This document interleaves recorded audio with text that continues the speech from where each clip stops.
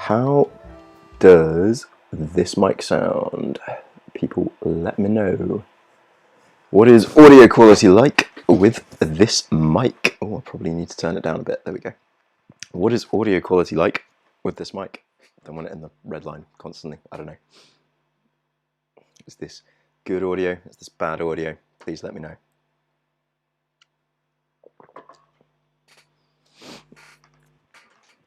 Also, hello everyone. How are you all doing today? Well done for being here on time, not late, etc., etc. Thank you. Great background music.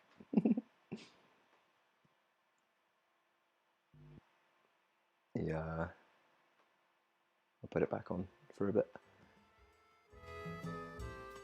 What are we listening to right now? Cass's theme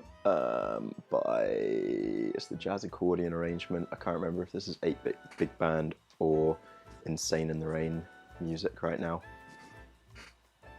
but whichever one it is, they are both incredible musicians. I'm really sorry if I keep scratching my nose. I've managed to get a spot of summer flu from that all-nighter, I think. Yeah, last night when finally going to sleep, I started feeling so fucking ill when I woke up. My throat just wrecked. Don't think it's COVID, hoping not. I can breathe fine. I haven't been coughing too much more than usual. Just nose is a liquid at the moment. Yeah.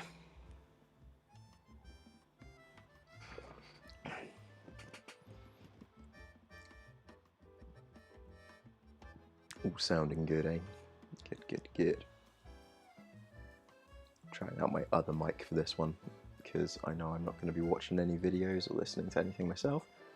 So there is absolutely no need for me to have headphones in. So I can just have my little lavalier mic plugged in. And you can just chill and whatnot. I'm going to start the subject of the day. We'll be starting at 1:15, okay? So if you do need to run to the toilet or get yourself a snack, now's the time to do it. 1:15, we will be steaming ahead with the events of the day. And they're going to be... Yikes is literally going to be the main thing anyone says in the chat today, I feel. No, you're going to be a lot angrier than that, to be honest.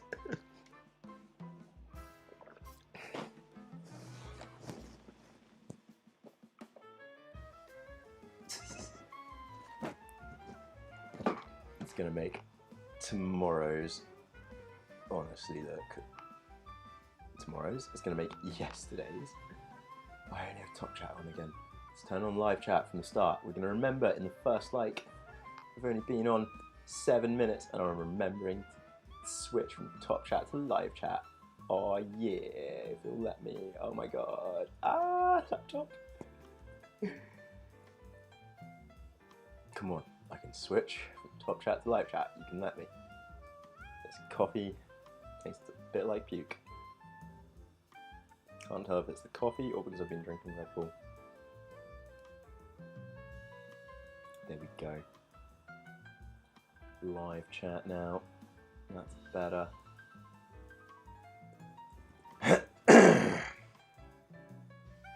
gonna try not to do that too many times throughout the stream because I imagine that could get quite annoying. Just call me Ethan Klein for this stream.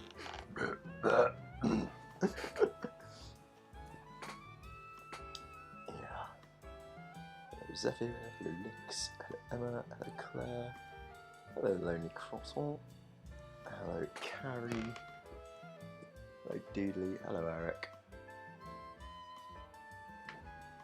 I hope everyone is alright. I hope you all slept well.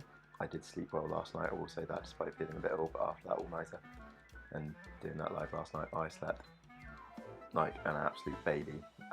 6 hours from 1 o'clock till 7 o'clock, and then oh my god, it was so fucking hot in my room. That woke me up, but then I just went next door and fell straight back to sleep, and it was great. Slept till about 1 o'clock ish, so yeah, had like 12 hours sleep. I'm refreshed, I'm good. I'm drinking energy drinks. I'm probably going to end up doing an all-nighter again. No, I'm going to take my meds at a sensible time tonight and just force myself to sleep, and I'm going to beat this like manic cycle I've been in for the last month or so. Beating it, okay? We're live streaming late enough, so if it gets like 12 and I'm still live streaming, I'll take my meds. I'll take my meds, and then you guys will get to see what happens to me, which could also be kind of funny.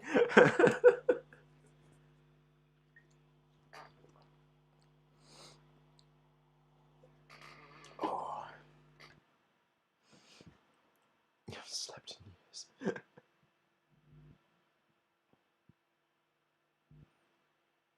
Yeah. Until I got on my medication, I hadn't slept properly in years, hadn't had like natural sleep, and I still don't get natural sleep, but the sleep is better than anything I used to have in the past, so I'm not complaining in the slightest at all whatsoever.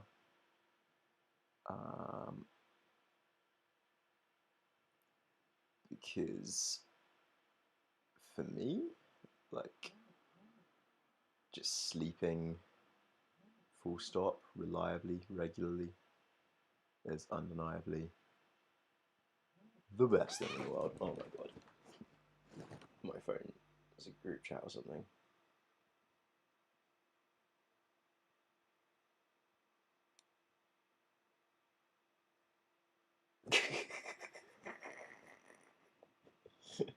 Sorry, I am not reading that text out. Jesus Christ. And I love you all that might be messaging me, but my phone is now on silent. Yeah.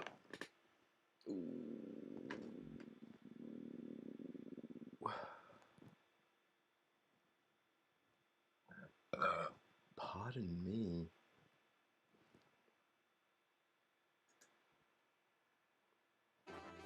Bloody hell, pardon me.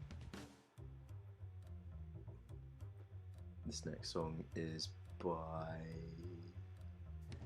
a group or a guy, I'm not sure, called Sax Dragon. And that's the song Tank from Cowboy Bebop. Sax Dragon. It's so good. Not that I can hear it, but I'm just forcing you guys to listen out to the music I enjoy. The power I have.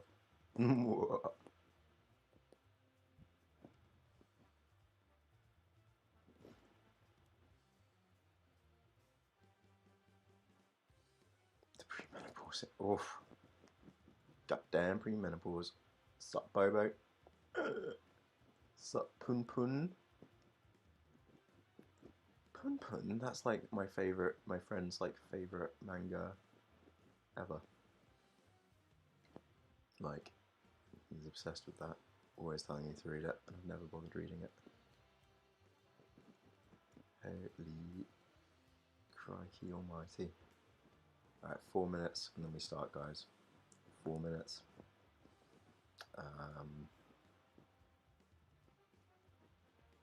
What can I say until then to entertain you? I need to stop my restless leg, because that's going to like make you guys think I'm having an earthquake or give you a seizure or something, I imagine. Won't help with all the frame rates like. If ever everything just starts shaking, just be like, Pete, restless leg. Just chat, just tell me off my restless leg. Okay. Yeah, that's what I've heard. It's like the funniest but the saddest thing ever. But I know that it's got a cool, unique art style, but I just like pretty manga. I don't know. I like some hetero and stuff. I've read enough fucking hetero and seen and shit. Like, it doesn't have to be pretty manga, but I don't know. Just the art style has never ever appealed to me, and so I've never gotten into it at all. Despite, as I say, my best friend now telling me to read it for like the last 6 years. Every time we have a talk about manga, it's like, you should just read Pun Pun. Why haven't you read Pun Pun yet? It's so funny, it's so dark. I'm like, dude, why are you so fucked up? Friends with mental health issues, Jesus. He says he has no mental health issues. He's the most autistic person on earth, but he's high functioning, so doesn't affect him negatively, I suppose.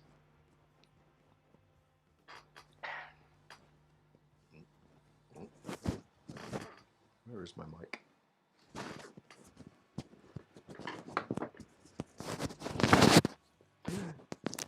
Guys, if my mic falls down and like you can't hear me or anything, you always have to tell me, because I won't notice.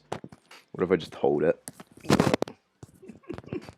What if I just hold my mic? There we go, just do it old school. Hold my mic. I'm more comfortable with a mic in hand. Anyway, sup Debs? How you doing? You alrighty? Oh, today's is gonna piss you off. Ooh. You're all gonna get so pissed off by this one today. In case the title didn't already like give that one away. Should probably give quick heads up, but I mean, when I say that this is NHS recommended reading, I mean the NHS because of how they don't actually handle mental health in the UK anymore, or mental illness in the UK anymore, and they always like foist you off in a charity, and then the charities have all these recommended reading materials, and they're authorized and like supported and sponsored by the NHS, so like it's NHS recommended reading as far as I'm concerned.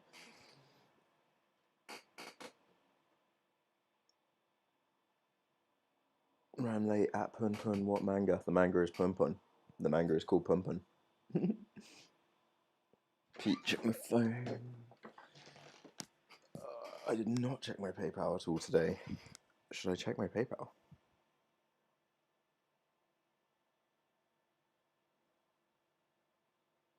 Okay. Love you, baby. And chill.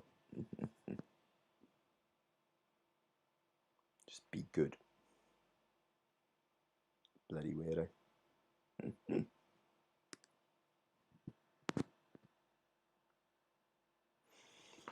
Oh.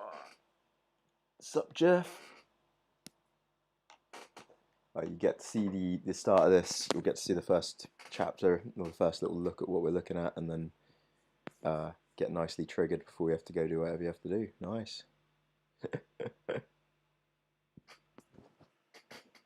Okay, I'll do that after this because my phone is on silent and whatnot. And right, I need to get on with this, don't I? Beta male. Who's a beta male? Where's the beta male at? Who's a beta? Who's our beta? Has anyone watched Jesse Lee Peterson's debates with people? If you need a good debate to start off with, Jesse Lee Peterson debating Destiny has to be the funniest thing in the world ever.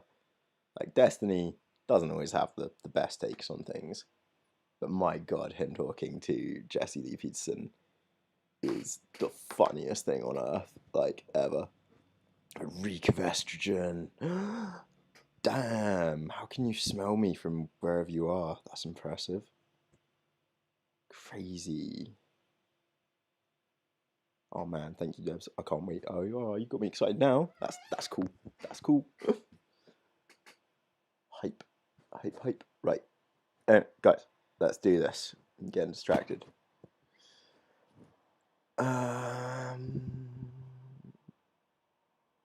Give me 30 more seconds. Just need to sort one thing out.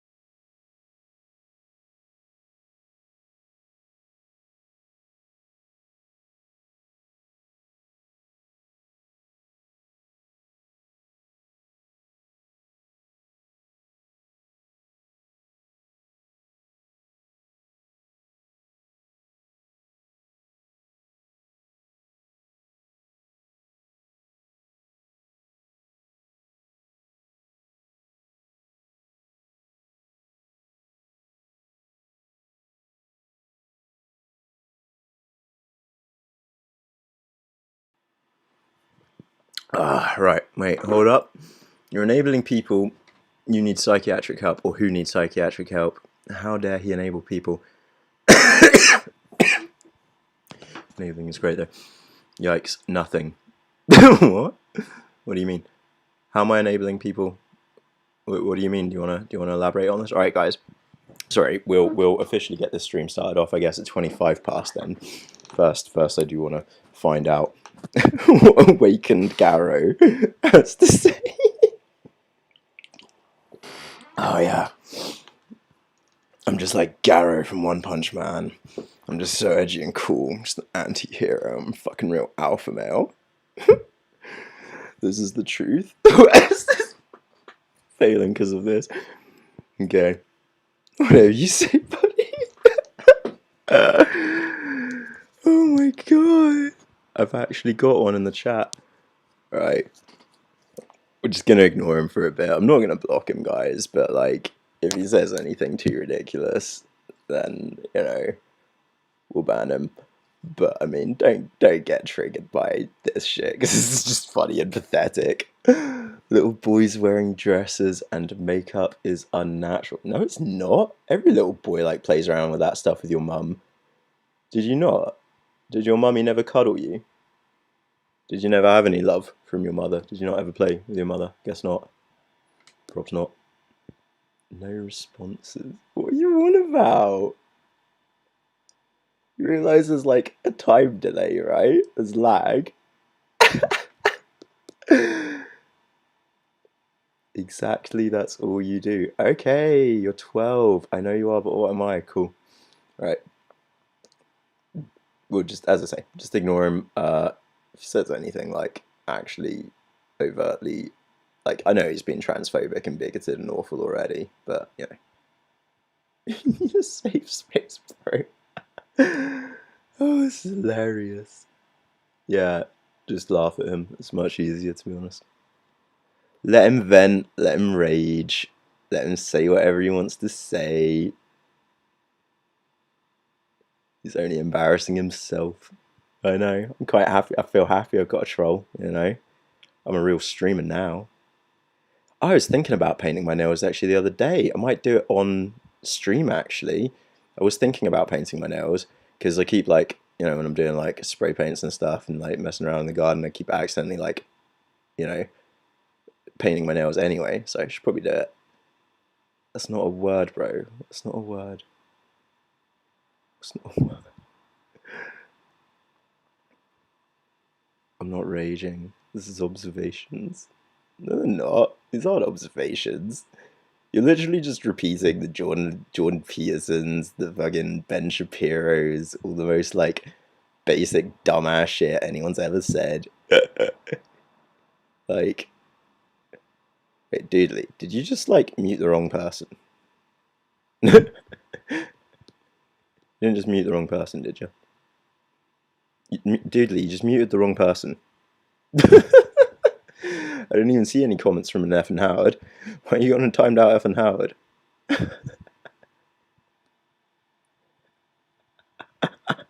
Yeah, leave him. I like having a troll. Your woman probably uses a strap on for you. Oh my gosh. I mean, if I've been pegged, and I'm not saying I have or haven't, but if I've been pegged, I mean, it's still more sexual action than you've probably ever had in your life or ever will, isn't it?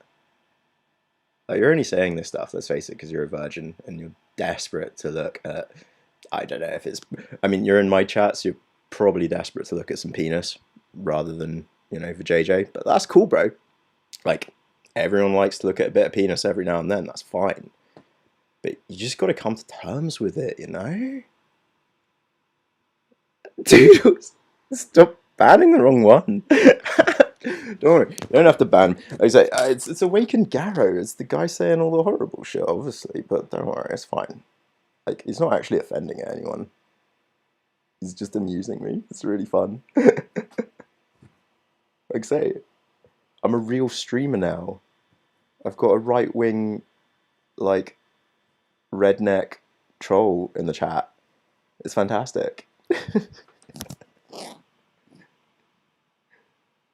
Good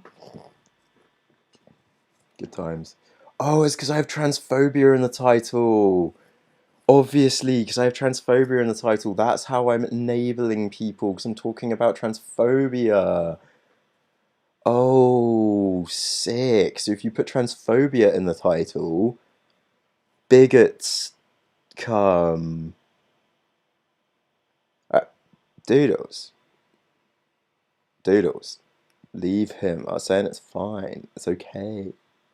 No, you could chill. You could chill.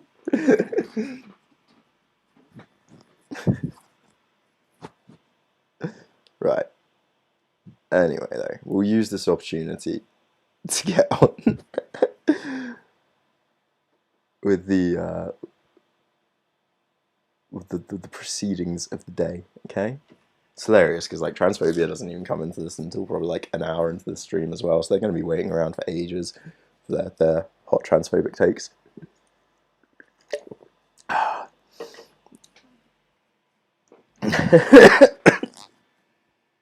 Wait, you reckon if I tag this like trigger warning and things like that, I'll get the bad people in here? The bad people. So that could be quite fun. Let's do this. Good evening, good morning, and good day. Thank you so much for once again choosing to spend a little bit of your time with me. Nah, that doesn't work for this one. We're going more with a sup loungers. How you doing? Me? Pissed off. Because I hate you. Don't leave me.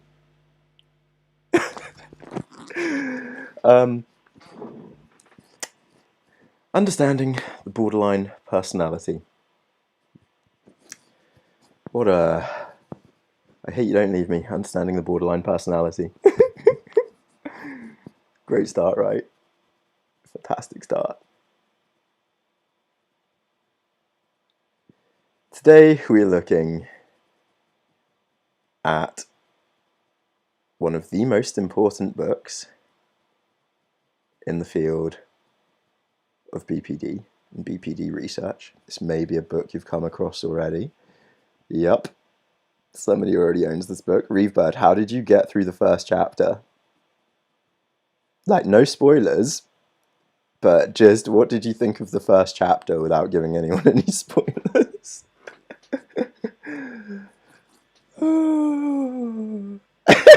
That title is ironically applicable to the troll that's gone.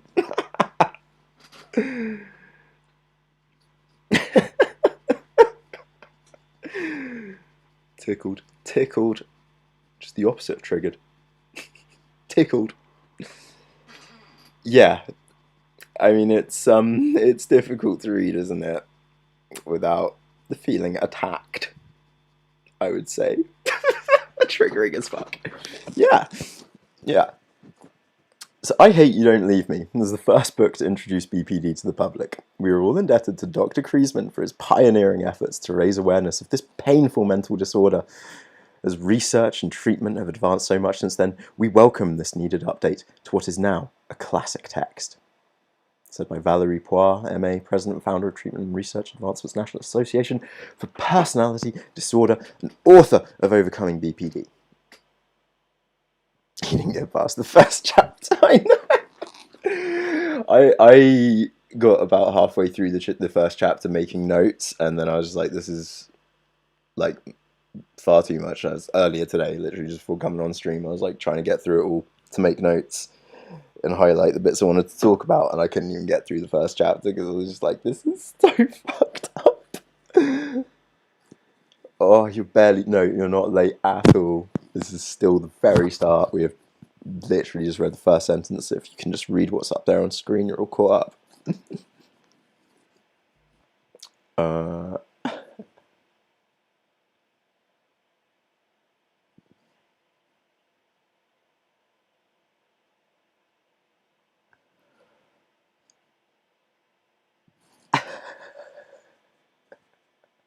Yeah, you're wrong for reading it, not the therapist recommending it. You're the one who made a mistake for reading it. And that is the mindset that people have about people with BPD because of literature like this. It will always be your fault, as you will see. Dr. Kriesman Dr. Kreisman and Hausstrauss have thoroughly revised their 20-year classic to include the latest advances in therapies and medications while retaining the rich, easy-to-read style of the first edition. Blah, blah, blah, blah. This, so just to let you know, this is the revision. This is the revised edition, okay? You know, this is recent. It was first published well over 30 years ago, but this is the recent, up-to-date, current shit.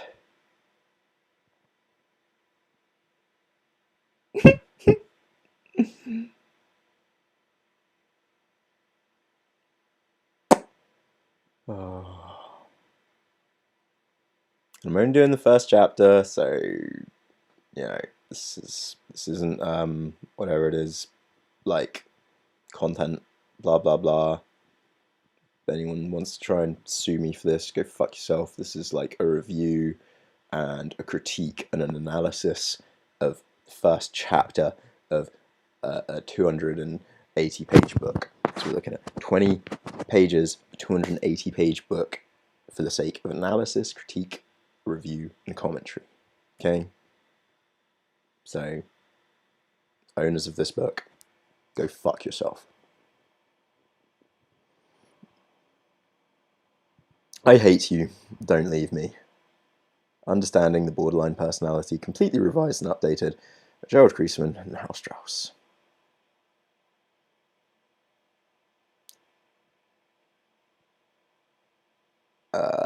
So it was updated. Sorry, let me just see. When was that last updated? 2010, I think. Yeah, 2010. So, fairly recently. The start of the whole emergence of what has been negatively labelled woke culture, and I would positively label people becoming better. As all things, still for the duty. He did it for the duty.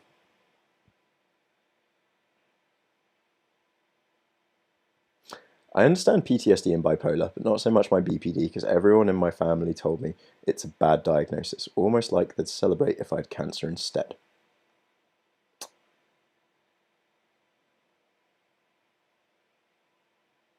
Oh, Mooney. Oh, wow.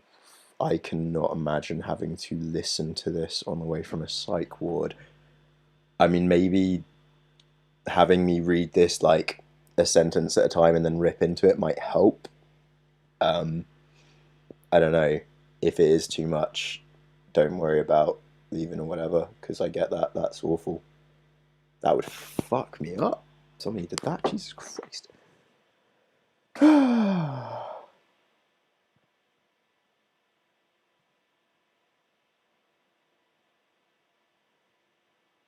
Alright, let's do it for the duty.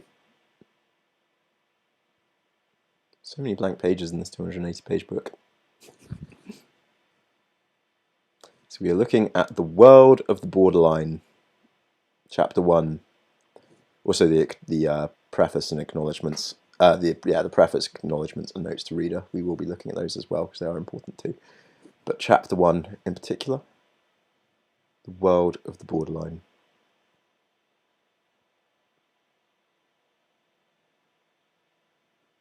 That's all you do. I'm not surprised. I have no idea what he's even saying anymore.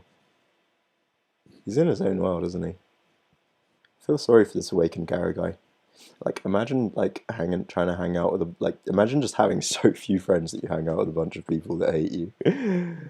Well, like, it's not like we hate you, dude. We just feel sorry for you, pity you. It's like I slightly empathize with people like you because I get how you get so brainwashed by the right wing nut jobs, but like, you are a special case, aren't you? You are quite, aren't you?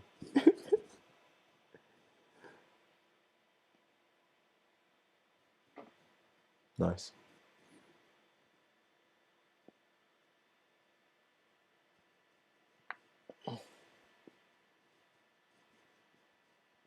My lived expertise of BPD isn't my own. I have a diagnosis of DID, PTSD,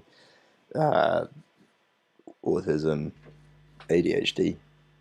my lived experience of BPD is purely through the people I have known very well, both men and women.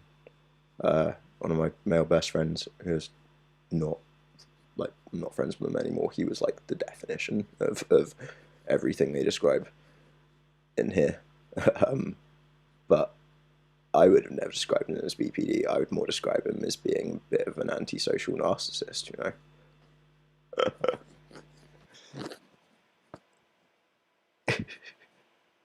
You can pet the troll, it's alright.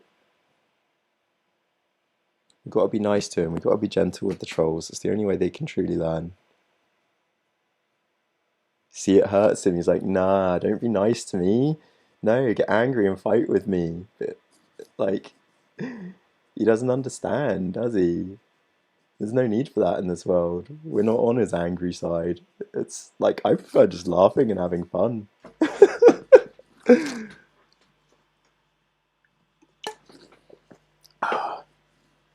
I've never even watched Vorsh, so I actually don't know if I'm trying to be him. People have always told me I'm drunk Dan TDM, but that was when I drank, so I'm not drunk Dan TDM anymore. Soz. But then I went and dyed my hair blue, and people were like, oh no, now you're drunk Dan TDM.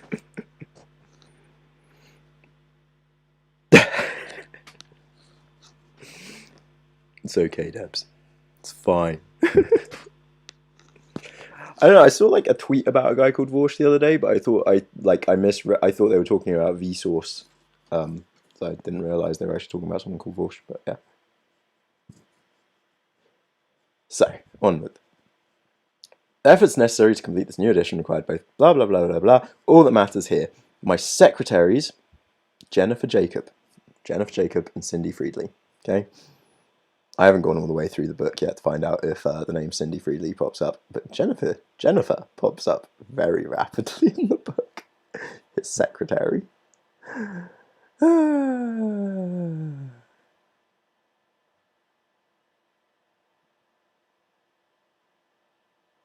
I'll have to watch some Vorsh then. Well, I like liberals. I don't know if you mean like British liberal or American liberal, because American liberals are like weird. Do you mean like progressive, like Sanders style progressive, Sarnabi style progressive? So, you know, I'll probably watch that stuff. Yeah, that sounds good. Love me some Hassan.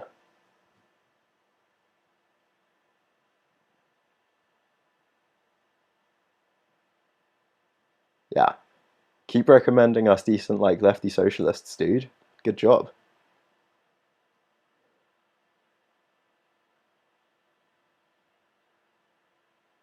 No, I did not say I have DID. I have PTSD. It is the reason why I've always found the DID thing so fascinating and interesting, because also when I took the DES thingy test or whatever, and in my video I even called up the Bottergate Centre, and they did offer me an appointment based on my score of over like 70%. Like, I have dissociated and experienced dissociation for a large part of my life, and I have very bad PTSD, and I have bipolar, which comes, for me, it was the like key diagnostic factor in my bipolar was my psychosis and psychotic episodes. So I've always understood you did a lot, which is why I've always, like, that's what got me sort of looking into it all at the start, because like it's why at first when I first started looking into it, I didn't necessarily think it was real, because I thought it was just like what I had but being misdiagnosed, and then I came to realize no, it's totally a real thing, and just certain people out there like associated were not it, you know. It's that simple basically, but like I do understand it greatly, and I've also had people my entire life tell me that I have split personalities. That is the other thing. It's something that a certain ex of mine used to call me all the fucking time. He used to say I had split personalities all the fucking time. So like, it was just something I thought could, I was just there like, fuck, you know. It's just something I find not interesting, more like relatable, super relatable. You don't just have psychosis. There's no illness called psychosis. if psychotic episodes, psychosis is like a thing that occurs to somebody during a time period. I don't have psychosis right now, no.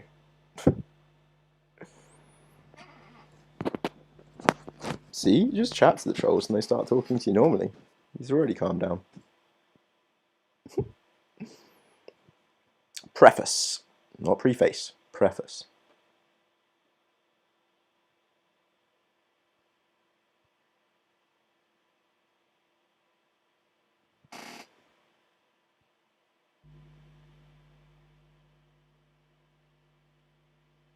Oh wait, no, my chat was just going really slow. Is he still being a troll? I don't care.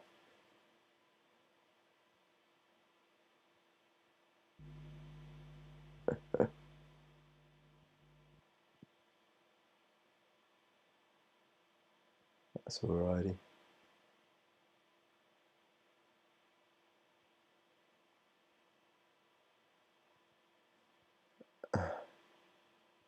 He knows what he's saying. Oh no, when you're purposefully trying to offend people, that's called being a troll.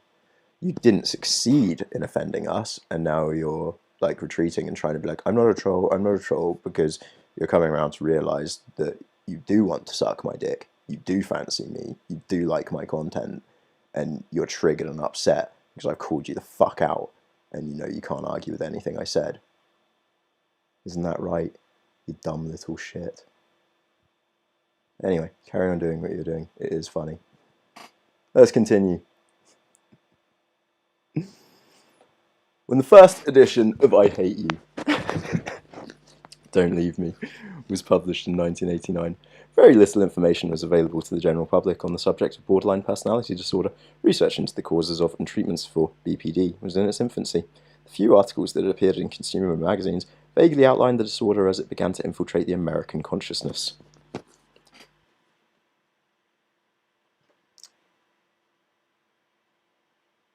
There were virtually no books on BPD for the patient or the patient's close family and friends. The response to our book, both in this country and abroad with foreign translations, has been most gratifying.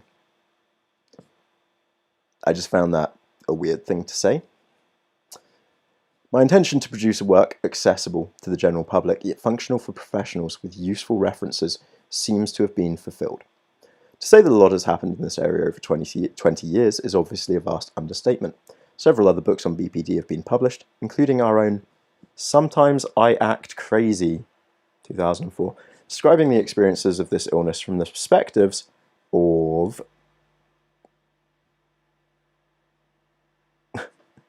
afflicted individuals, family members, and treating professionals.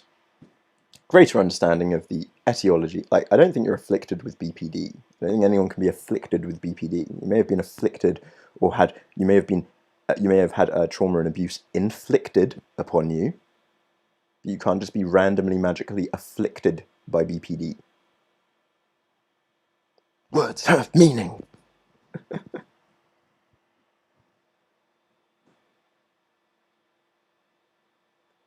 Telling another man to suck you off, you need help, my guy. Why? I'm bisexual.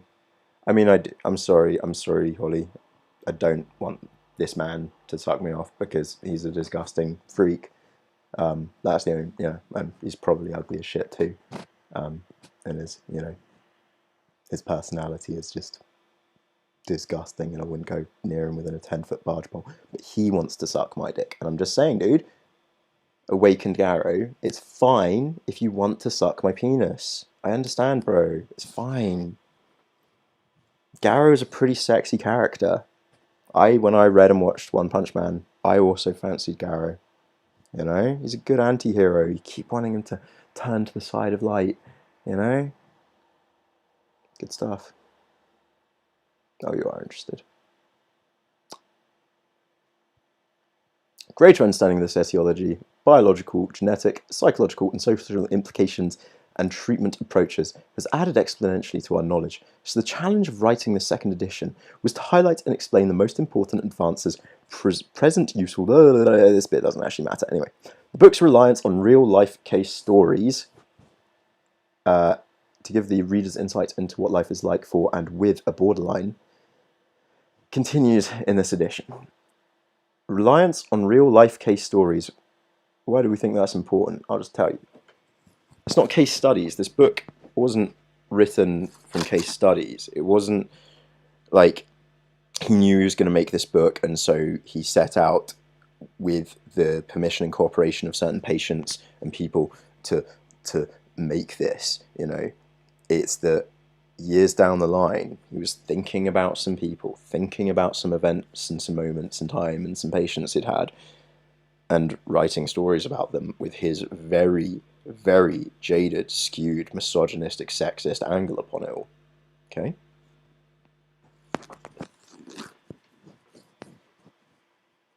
This is an alt account. Who cares? Dude. No, I thought your real name in real life was Awakened Garrow. I really thought that. And you're going to be famous soon. Oh, bro, well done. I'm so proud of you. Well done. You're going to be so famous soon.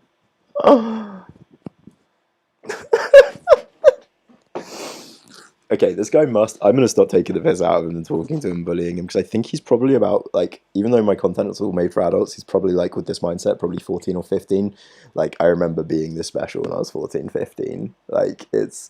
They think the world of themselves. It's so funny. If you're going to be famous soon, tell us who you are. Like, there's no way what you've said here could possibly get you cancelled, and you're going to be famous soon anyway. I want to know who you are. You're going to be much bigger than me. What could I possibly do to you? Tell me who you're going to be if you're going to be famous soon. Or are you afraid? Or are you a coward? Are you a chicken shit little right wing, I don't know, baby? Just a little crybaby. Babies deserve to cry is the thing, because they're babies. They're just crybaby.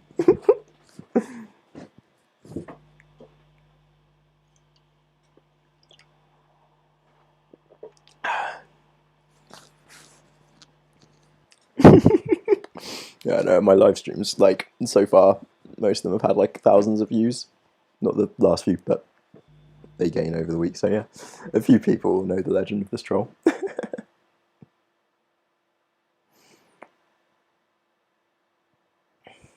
So.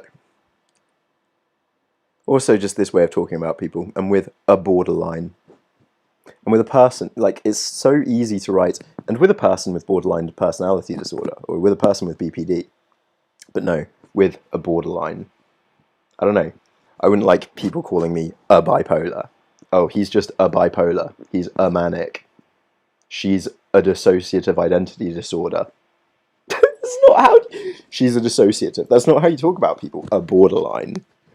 Oh, those borderlines. They're just so... You know what borderlines are like. It's so strange, right?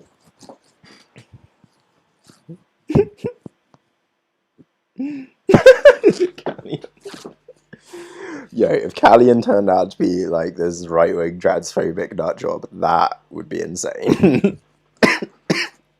Well, not right-wing. No, I'm not. No, they're definitely right-wing.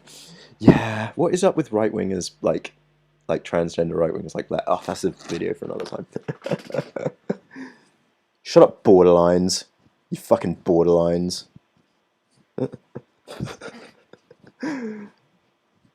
Perhaps the biggest change from the first edition is one of overall tone. He says, a borderline. Perhaps the biggest change from the first edition is one of overall tone. Whereas the prognosis for patients was understandably bleak 2 decades ago, oh, it's because the prognosis has improved, but not his tone and the way he talks about them. And yet, despite these advancements, it is disappointing to review the preface to the first edition and recognise that misunderstanding and especially stigma still run rampant. And I wonder why misunderstanding and stigma about this fucking disorder still run rampant, my friend. BPD remains an illness that continues to confuse the general public and terrify many professionals. Terrify. As recently as 2009, a Time magazine article reported that borderlines are patients psychologists fear most, and many therapists have no idea how to treat them. As Marshall Linehan, a leading expert on BPD, noted, borderline individuals are the psychological equivalent of third-degree burn patients. They simply have, so to speak, no emotional skin. Even the slightest touch or movement can create immense suffering. suffering. For them. Add on for them can cause immense suffering for them.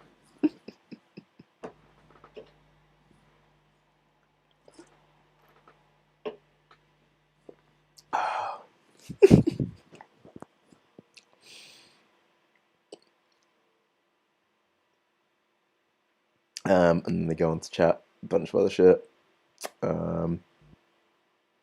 Hope to change a small part in rectifying the misunderstandings. Notes reader. Most books on that hurt. Wait, that bit got you guys triggered. You're already triggered. No, you can't be triggered yet. That was nothing.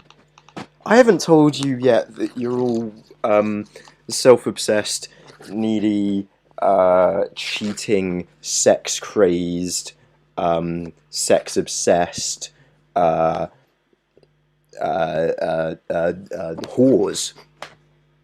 I haven't said that yet, which is to come, basically. In even more blunt language at points, to be honest. Get ready to practice the skills we learnt last night, okay? Remember, you need to stop, give, improve, and then please master, dear man. Okay? Don't forget to please master. We need to do that tonight.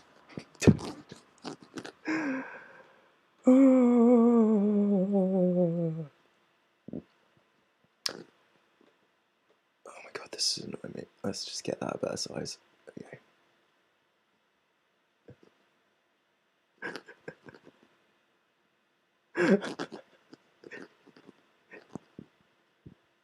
Yeah, no, we've not even started the book yet, Doodles. Not even on the first chapter yet. It is amazing. If you're in a bad place when you read this, you'll think this stuff about yourself. But because of the other stuff he says in the book, you will blame yourself for it. And the second you hear any of this read to you in an objective manner by somebody that isn't trying to mind-fuck you into being a good submissive Christian girl, like, you'll realise it's just obvious bullshit.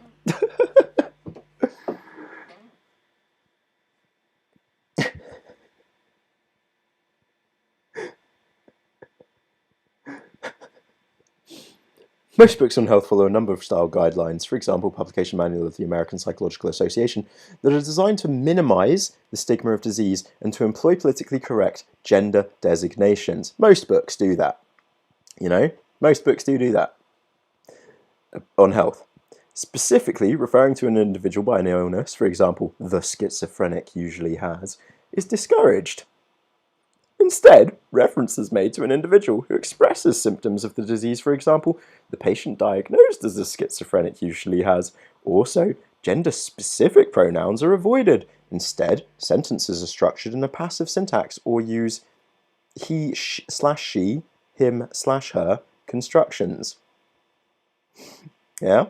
So that's what books do, right? That's what books should do. Yeah? Yeah?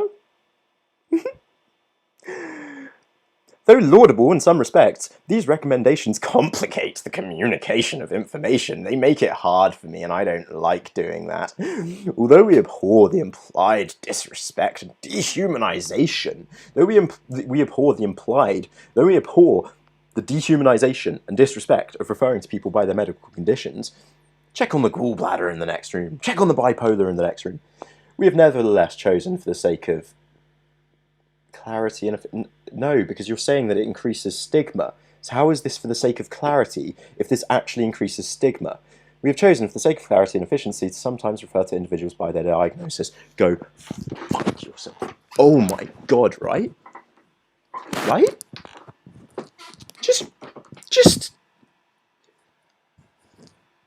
you know how the term cognitive dissonance has been bandied about a lot since basically Trump came into power? And I know it's used a lot of the time incorrectly, but it's purposeful cognitive dissonance, this though. It's him saying, I know what I should do, I know what is right, and in fact, I think doing otherwise is disrespectful, dehumanizing, it's disgusting, it's wrong, I abhor it, I hate it on a visceral level, but I'm gonna do it anyway. Like, what? Like, it gets so much worse, guys. Like, I just want to throw it out there. When I say guys, you know it's a non-gendered guys, right? Because let's be real, you should also know by now that like 80% of you are girls.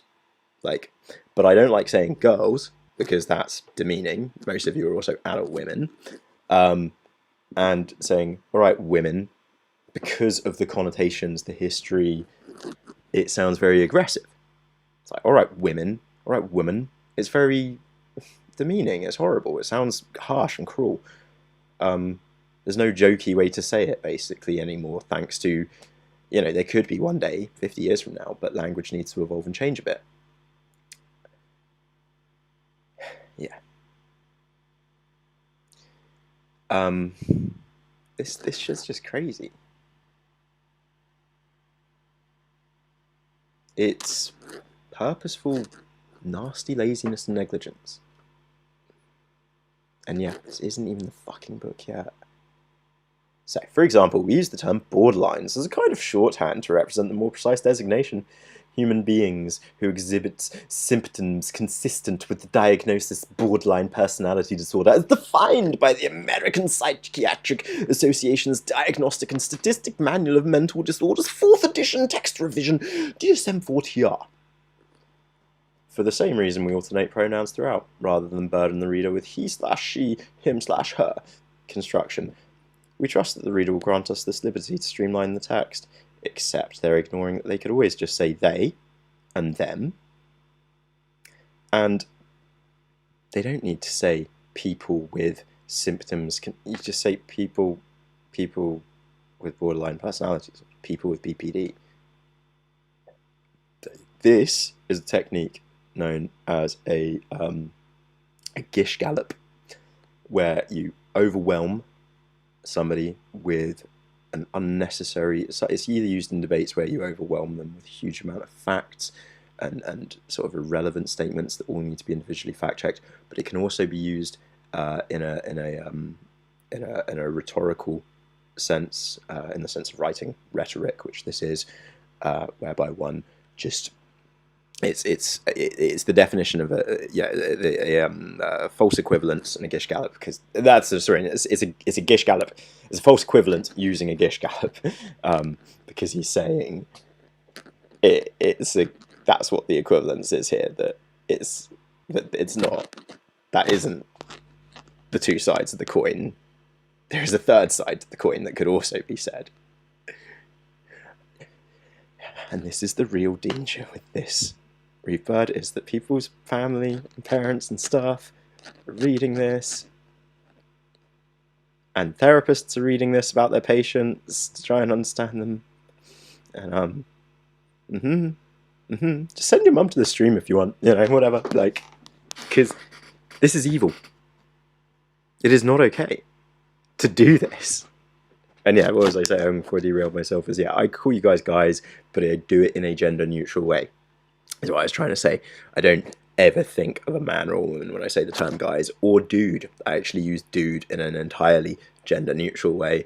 I blame it on my year 9 science teacher, who called our entire class dudes and guys. And he himself, all the way back when I was like 15, he was pretty damn woke and apologised and explained it all to us as a class. And he was like, for him, it was his own rude little joke, because he called us guys when we were being good, and he called us dudes when we were being bad, because a dude is also a technical term for a horse's penis.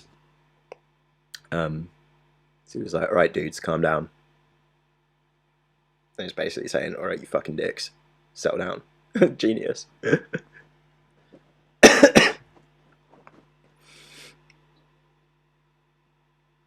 Well, these are sold as self-help books, and these are sold as, again, these are recommended reading materials from every leading like charity in the country, blah, blah, blah, blah, blah, blah, blah. NHS, America, everywhere. This is the first big book about borderline, and it is still to date like the borderline Bible. you know? Like, can you think of anything worse? Right, we're at chapter 1. We're at chapter 1, and we've been going for over half an hour on this. Yikes, I am so sorry. See, if I was on Twitch and I was a Twitch partner, this is where I'd now have an ad break for a minute, and I'd be able to like go pee and stuff. But that's not the case.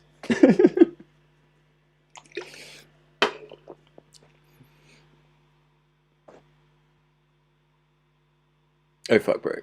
This bro could set BPD. No, this book has been out for over 30 years. This book is BPD, and it is all that BPD has been understood as now for 30 years. And the problem is things like this are gaining in popularity. It's yeah.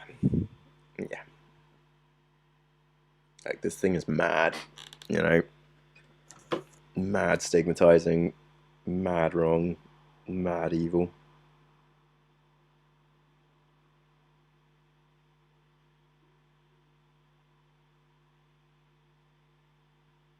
Yeah, Doodles, if you want to come next door and grab that, that is fine.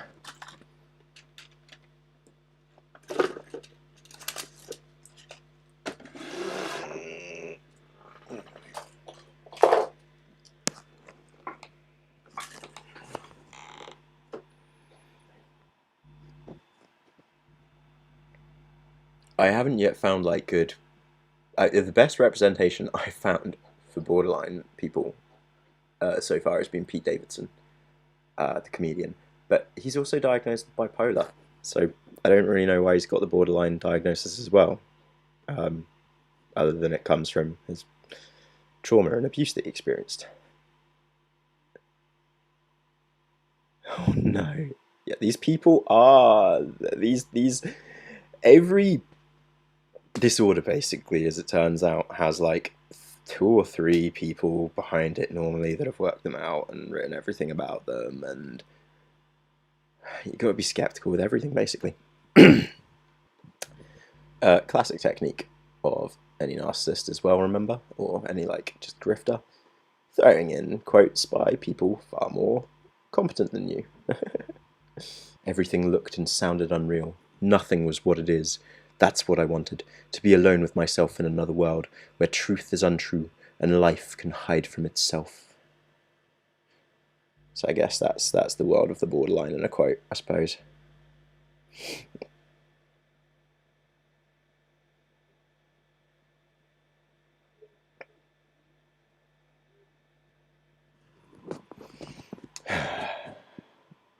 Now, personally, the other thing I think I could have named this stream would be the BPD 50 Shades of Grey fanfic.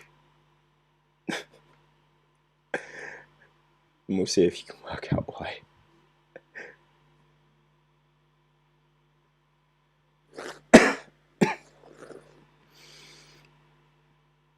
Yeah, you see, I don't think there is, personally, this is pure opinion, pure opinion, pure opinion. I don't think BPD is real. I think it's like, it's just a set of other diagnostic criteria, basically, and everyone who has it, as you'll see in this book, more than 90% of those diagnosed with BPD have another severe mental illness. So it's a bit like, huh? Oh, one sec, dog at the door. Dante at the door. Okay, right. I'm going to be 2 minutes whilst I get Dante in. So chill, go for a wee. We'll be right back.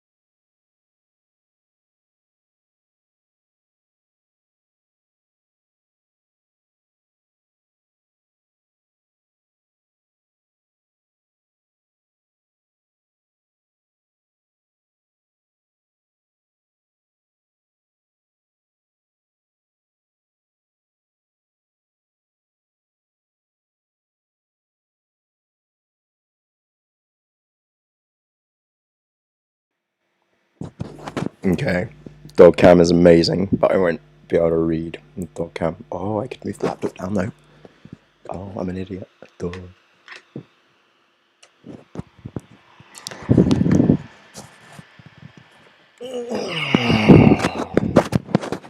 Where's dog cam at?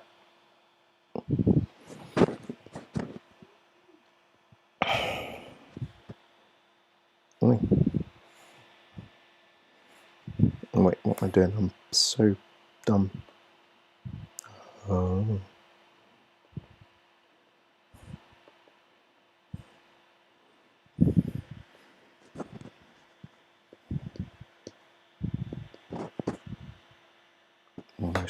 Almost. Oh. Why can I not get him in view? There we go. That's better. Perfect. Perfect viewing angle. Oh, I need to turn the mic down now, don't I? There we go. He's a good boy, isn't he? Oh, there's an even better spot for this. I'm too dumb sometimes.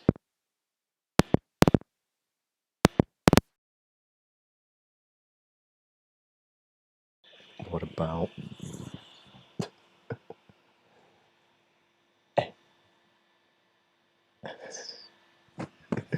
There we go. Oh, and then of course he moves. Duh. Such a pain. Such a pain. I get so confused by the non-mirrored viewfinder. No, it's because you have no emotional... Yeah, exactly. What do you do with these feels when you have no emotional skin? I don't know. Okay, that's gross now. Stop it. Stop it. Gross. Gross. Ew. Ew. That's enough. Good boy. Settle. Settle. Settle. No. No more. No more. Good boy. No. He's going to try and... No. Gross. Stop it. Stop it. Ew. Get off.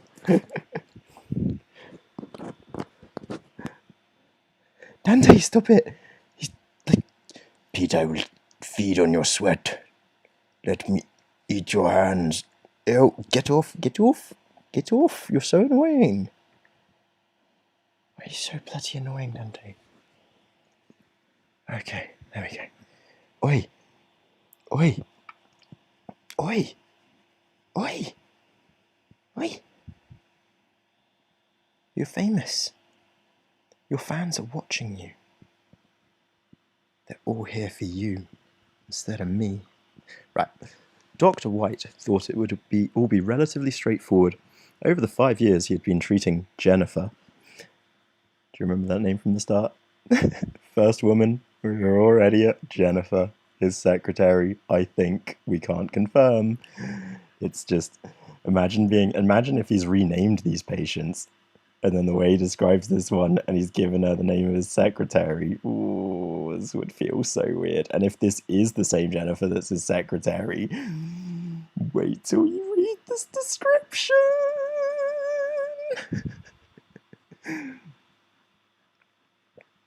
You like those head scratchies, don't you? You're paralysed by them.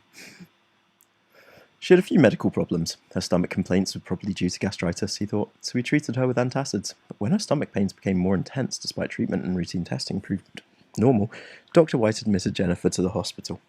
After a thorough medical workshop, Dr. White inquired about stresses Jennifer might be experiencing at work and home. She readily acknowledges that her job as a personal manager for a major corporation was very pressured, but as she put it, many people have pressured jobs. She also revealed that her home life was more hectic recently.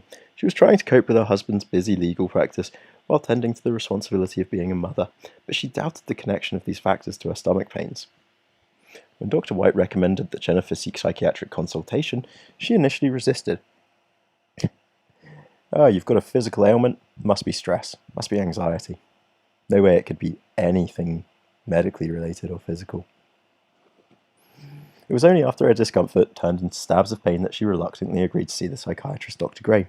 They met a few days later. Jennifer.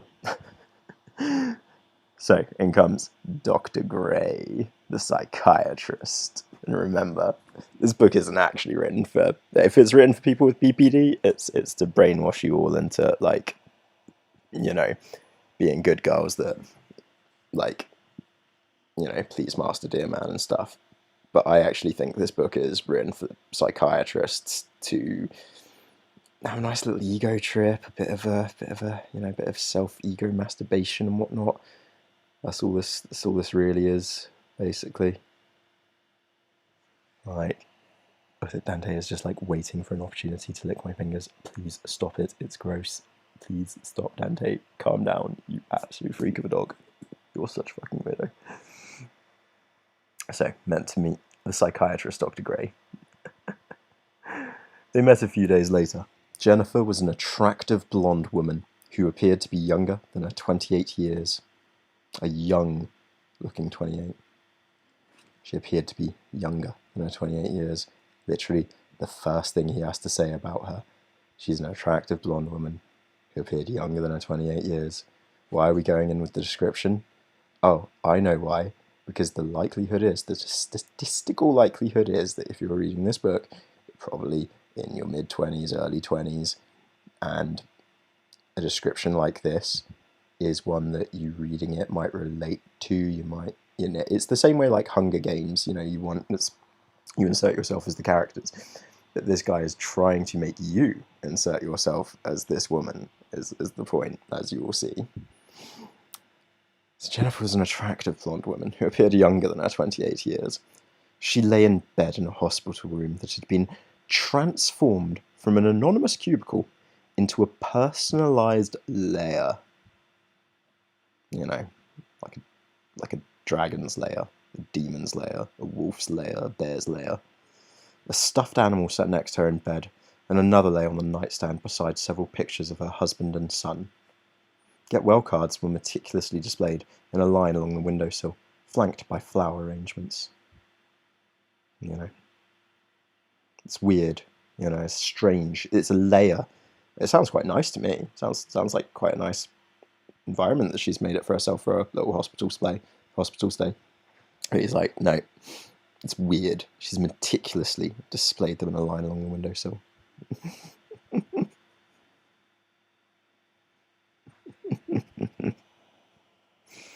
Oh, this is the definition of the male gaze, this book. Them damn male gaze, they ruin everything. At first Jennifer was very formal, answering all of Dr. Gray's questions with great seriousness.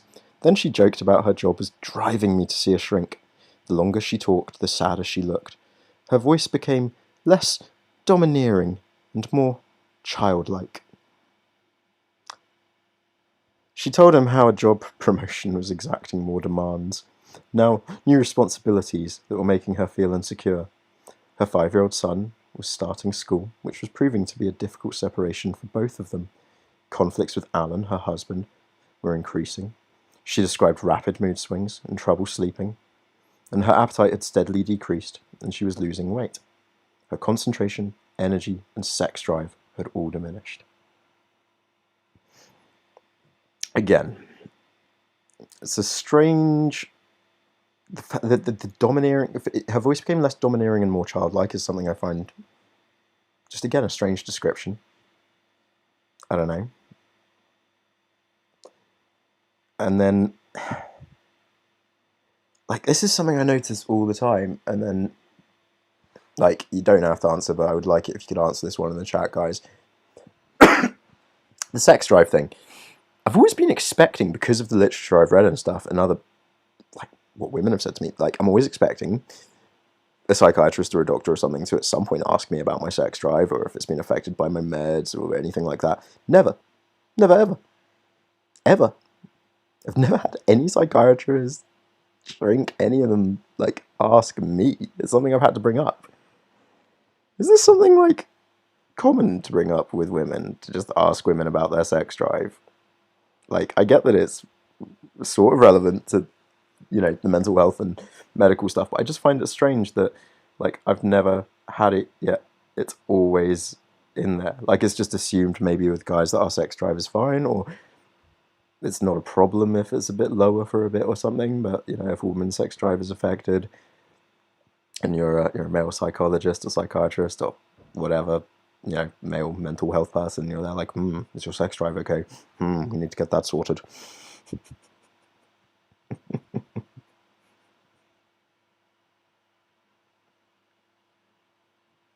Okay. It's either been asked tons of times or never been asked. Yeah, it's...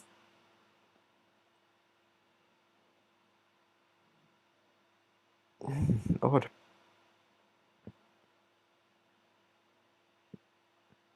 It's, yeah, okay. Interesting. Interesting.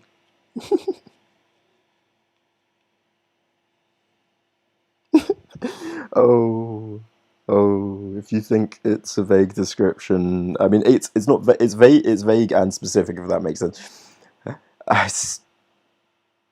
You won't think they're talking about, you won't relate to this, that's for sure, any of you. I know none of you are going to relate to this because none of you are toxic, awful, disgusting human beings. And the person he is describing this is some kind of monster that doesn't exist. I wouldn't even describe a fucking Trisha Paytas, Gabby Hanna, somebody like that with the words used in this book and the description used in this book, genuinely, how far he is about to go.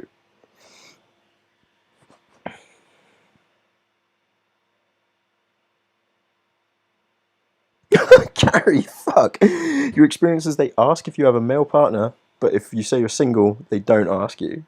It's basically, if your partner ain't getting dick, if your partner ain't getting no puss, that's the problem. But if you know you're single, doesn't matter. Why would any woman ever want to do anything by themselves anyway? It's so Christian, right?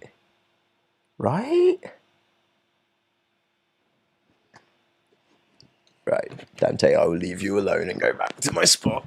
Okay, he's getting annoyed. He gets crowded.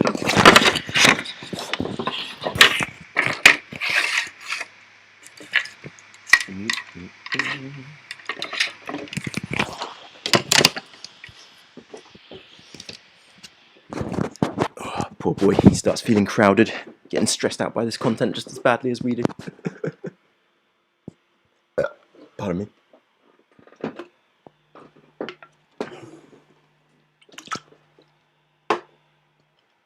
Yeah, that's what I was saying at the start, is when this stuff is recommended to you and given to you, it's because you're already probably seeing like an acute mental health team, a community mental health team, seeing a therapist.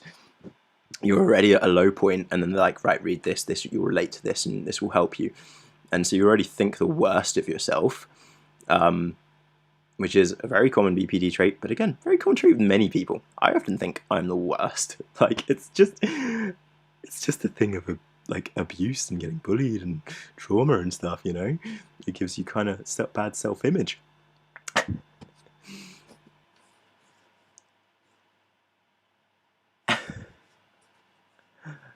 Okay.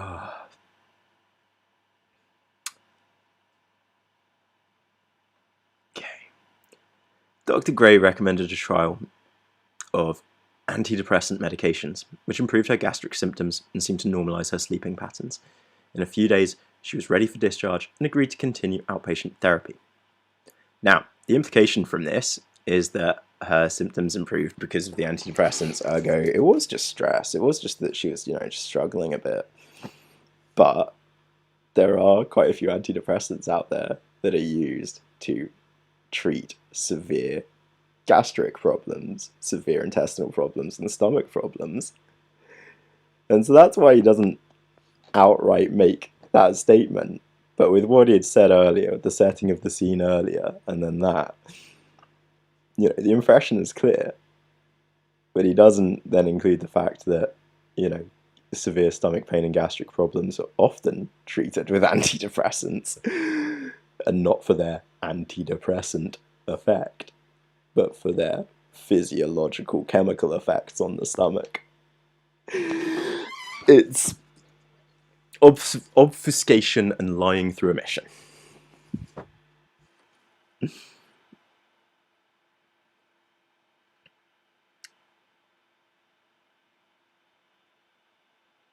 Over the following weeks, Jennifer talked more about her upbringing. Reared in a small town, she was the daughter of a prominent businessman and his socialite wife. Her father, an elder in the local church, demanded perfection from his daughter and her 2 older brothers, constantly reminding the children that the community was scrutinizing their behavior. Jennifer's grades, her behavior, even her thoughts were never quite good enough. She feared her father, yet constantly and unsuccessfully sought his approval. Her mother remained passive and detached. Her parents evaluated her friends, often deeming them unacceptable. As a result, she had few friends and even fewer dates. She was abused. Jennifer described her roller coaster emotions, which seemed to have worsened when she started college. She began drinking for the first time, sometimes to excess. Without warning, she would feel lonely and depressed. I mean, this is all true of bipolar as well, and various other mental disorders, but whatever. Without warning, she would feel lonely and depressed, and then high with happiness and love. On occasion, she would burst out in rage against her friends, fits of anger that she had somehow managed to suppress as a child.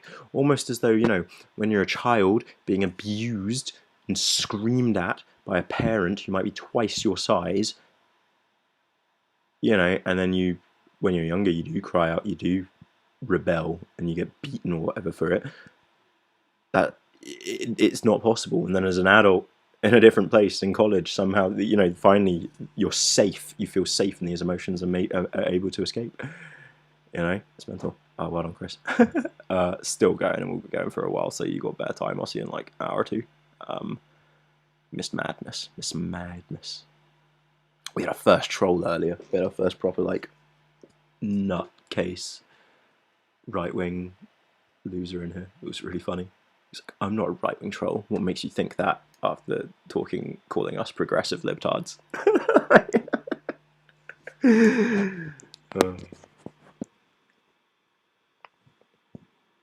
Yeah, this shit's mental. It's Sexism, the book. It was about this time that she also began to appreciate the attention of men, something she had previously always avoided. Though she enjoyed being desired, she always felt she was fooling or tricking them somehow. After she began dating a man, she would sabotage the relationship by stirring up conflict. She would do it. I mean, this may have been how she was describing these things to him, but he should have been doing his best to explain to her how, you know, she wasn't sabotaging relationships. She was struggling with dealing with years of emotional trauma and abuse. But it's easier just to blame them.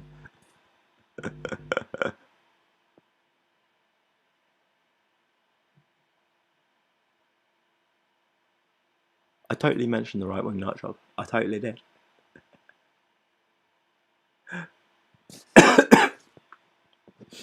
She met... Okay, right. I'm just gonna preface this bit by telling you Alan, her husband, is an abusive psychopath. Okay? That's my opinion. But we'll... Right? But that's not what he's going to be called in this at any point, but that's my opinion. We'll see if you agree. She met Alan as he was completing his law studies. He pursued her relentlessly and refused to be driven away when she tried to back off, like a classic nice guy incel. He liked to choose her clothes when he eventually got her. He liked to choose her clothes and advise her on how to walk, how to talk, and how to eat nutritiously. He controlled every aspect of her life. He insisted she accompany him to the gym where he frequently worked out. Because, you know, classic, like, incel that goes to the gym and gets a girl. Psycho. Alan gave me an identity, she explained. He advised her on how to interact with his society partners and clients, when to be aggressive, when to be demure. Because remember, girls, you just got to be a bit nicer, be a bit softer. You just got to be a bit demure, a bit more demure in life. Stop being so, you know, stop having your personality, stop being you, and just become a nice, demure, good girl. Okay? Okay. She developed a cast of repertoire players, characters or roles whom she could call to the stage on cue. Like, being with this guy fucked her head so badly, and her trauma and stuff fucked her head so badly. What does that bit there sound a bit like? Yeah, the trolls were great. I kind of miss him. I miss Garrow. He was funny. He was so cute. He was like the cutest little troll ever. It's really pathetic. He was like trying so hard to offend everyone in here. We were just laughing at him. Well done, guys. You all handled it really well. I will say that. If you lot had gotten triggered, that would have been the win for him. You know, and then there was nothing I could have done. But because you guys didn't get triggered, it meant I could fuck him over really easily. It was really funny.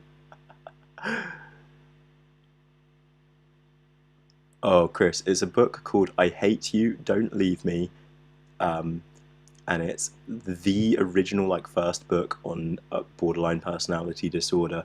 And it's for patients that have it, but also for the family and friends and the psychiatrists of the patients. And it's really fucked up.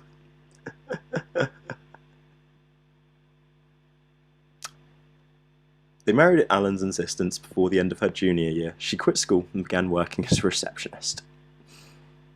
So, he insisted she marries him, so she dropped out of college and becomes a receptionist for Alan. But her employer recognised her intelligence and promoted her to more responsible jobs. Thank fuck.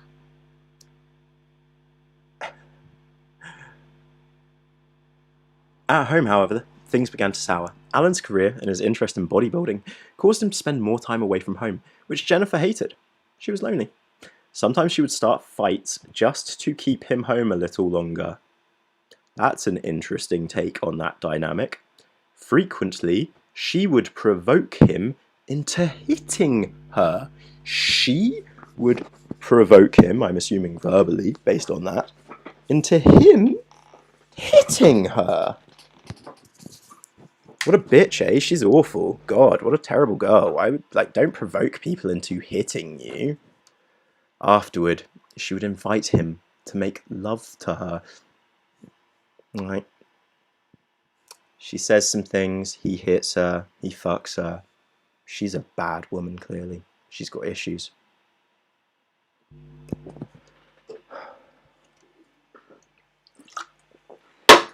Fuck, man. Alright, guys, just stop. Please, master, dear man, calm. Just to read it without me, you know, interrupting it every second so we can just get the full impact.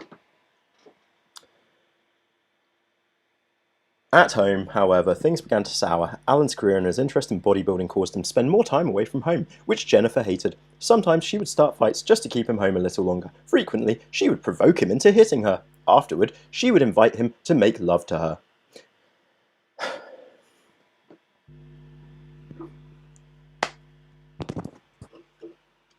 But people don't complain about this because they're in sort of fucked state of mind when they're given this book to read, right?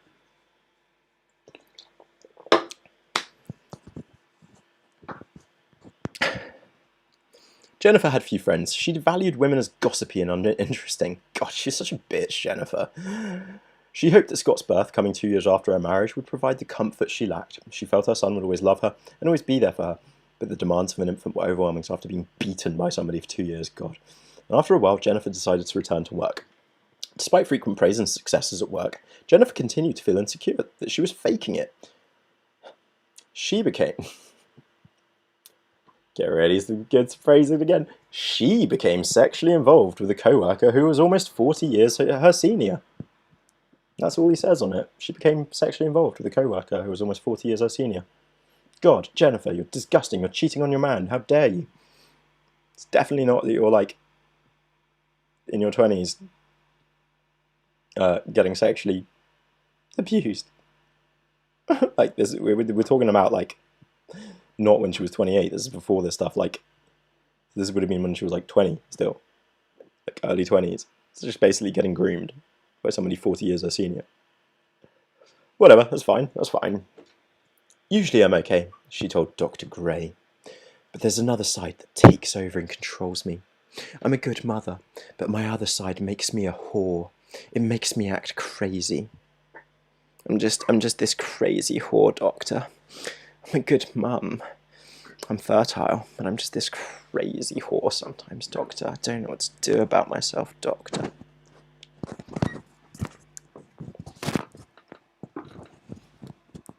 Oh, Reeve, can you do that, please?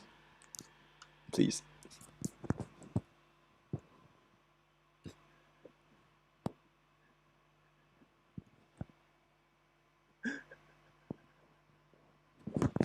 Come on, Dr. Gray.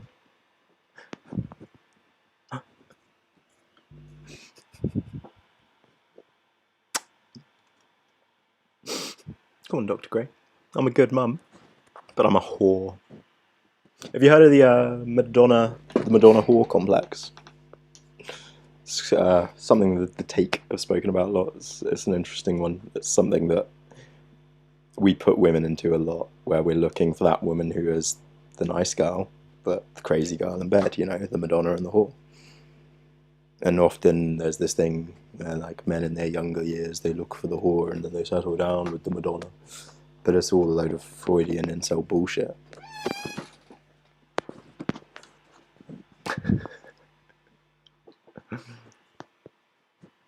Why not Dr. Chris? I can't wait to see that. Jennifer continued to deride herself, particularly when alone. Also, I'm just saying this, I don't believe any woman said that. I do not believe for a second that any woman said to this doctor, but there's another side of me that takes over and controls me. I'm a good mother, but my other side makes me a whore. It makes me act crazy. I do not believe for a minute that those words ever came out of a woman's mouth in this universe, ever. Didn't happen. It just didn't fucking happen. That is just something he has fantasized about and put in there because he's a fucking creep. Jennifer continued to deride herself, particularly when alone. During times of solitude, she would feel abandoned, which she attributed to her own unworthiness. Anxiety would threaten to overwhelm her unless she found some kind of release. Like, that sucks, right? That's a bad thing. Sometimes she'd indulge in eating binges. Sometimes she'd indulge herself, once consuming an entire bowl of cookie batter. The fat bitch! She consumed the entire bowl of cookie batter. Fuck. I must have a lot of problems then. Who hasn't? Who hasn't? Who hasn't? I told you, this is literally 50 Shades of Dr. Grey. It's so weird. And she would spend out long hours gazing at pictures of her son and husband, trying to keep them alive in my brain. Because that's how, like, detached and depressed she obviously was becoming and disconnected from them. Oh, Debs, you shouldn't have read ahead. You shouldn't have read ahead.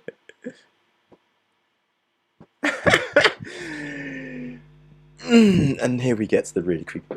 Jennifer's physical appearance at her therapy sessions fluctuated dramatically. This is our, like, second or third mention of Jennifer's appearance. When coming directly from work, she would dress in a business suit that exuded maturity and sophistication. But on days off, she showed up in short pants and knee socks, with her hair in braids.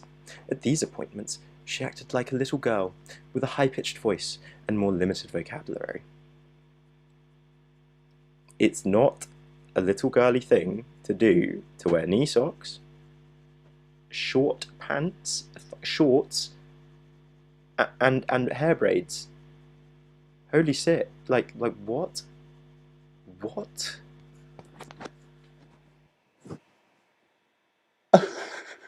Yeah. But and then let's get to some like let's just like, we've got the misogyny, we've got the sexism. Now let's like sexualize children for a bit. Sometimes she would transform right before Dr. Gray's eyes. She could be insightful and intelligent, working collaboratively toward greater self-understanding, and then become a child, coquettish and seductive.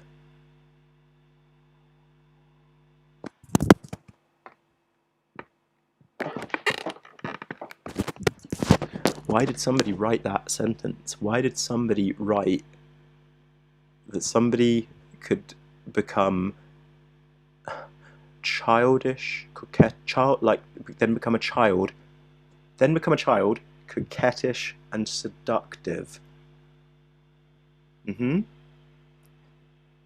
Has anyone? And then she would become a child, seductive. She would become a child. Coquettish also means like coy, flirty. You know, playful.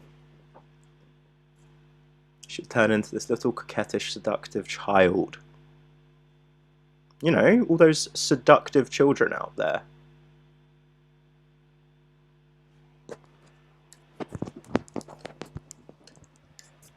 The book's full of danger warnings about the author. Exactly. Red flag. Red flag. Fucking red flags.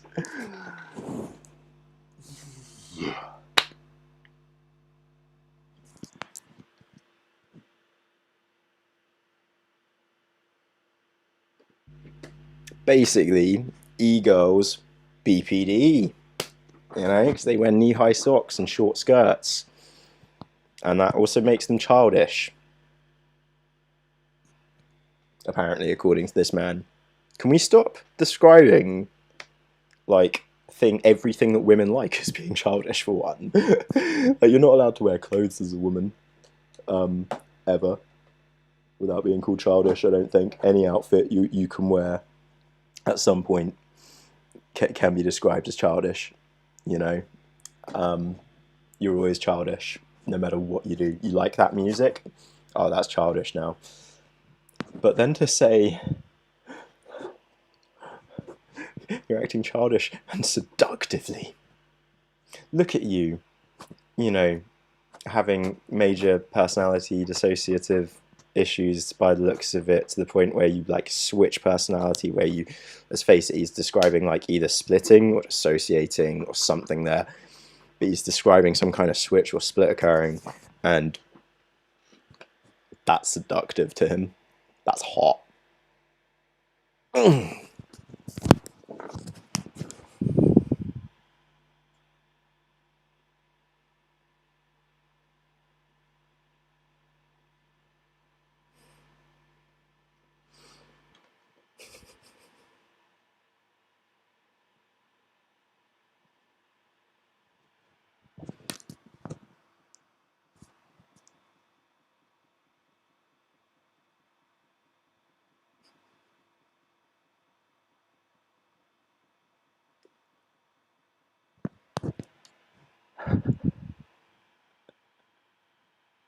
Hey, I have a Twitter. Come follow me on Twitter. This is nonce confirmed, basically, at this point, isn't it? Like, you can't write something like that about somebody who we also know is much younger than you. And remember, this is the same name as his secretary. The first woman he talks about in this book has the exact same name as his secretary that he gives thanks to in the acknowledgements. Imagine being that woman and reading this. Can you imagine? You'd only like it if you've been completely fucking brainwashed by this psychopath, and you're there like, yes, doctor, I am coquettish and seductive. I'm your little girl. I want to shoot myself. Ah! Not really, not at all. I'm very far from wanting to do that. I just hate this. It does kind of make me want to like gouge my eyeballs out.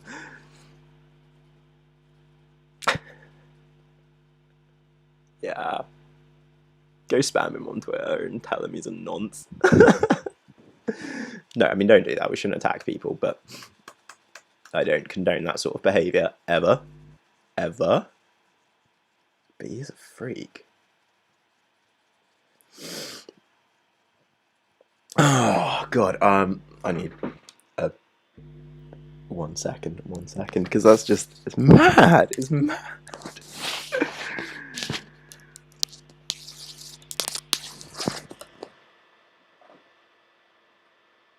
He just likes Jennifer's.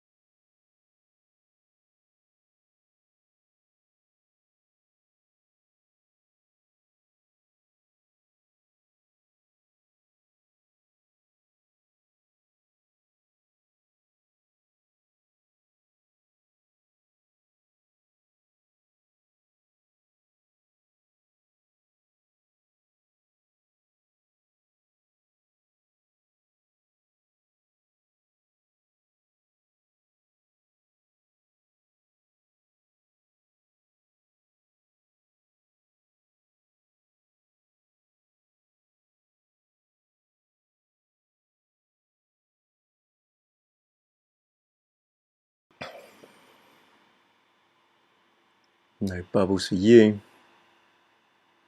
You time to roll into Please Master. Well, sorry. No, we're going on. At least till we get to like the next section. Sorry, let's bomb ahead for another minute or two.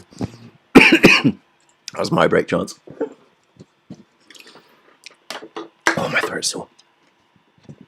Sometimes she would transform right before Dr. Gray's eyes. She could be insightful, intelligent, working collaboratively towards greater self-understanding, and then become a child, coquettish and seductive, pronouncing herself incapable of functioning in the adult world. She could be charming and ingratiating, or manipulative and hostile. She could storm out of one session, vowing never to return, and at the next session cower with the fear that Dr. Gray would refuse to see her again. She's an abuse victim, right?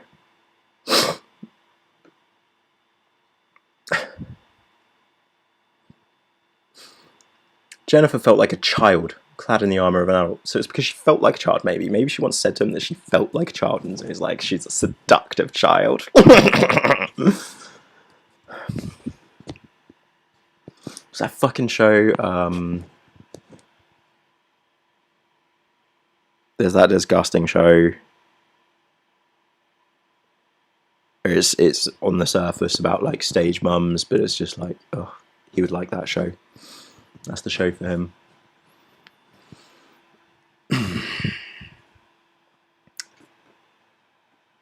She was perplexed at the respect she received from other adults. She expected them to see through her disguise at any moment. Oh, that's me too. Revealing her as an empress with no clothes. She needed someone to love. Pardon me. Protect her from the world. She desperately sought closeness, but when someone came too close, she ran. Jennifer is afflicted with borderline personality disorder, BPD. She is not alone. Recent studies estimate that 18 million or more Americans, almost 6% of the population, exhibit primary symptoms of BPD. And many studies suggest this figure is an underestimation. Approximately 10% of psychiatric outpatients and 20% of inpatients, and between 15 and 25% of all patients seeking psychiatric care are diagnosed with the disorder. It is one of the most common of all the personality disorders. Terrifying.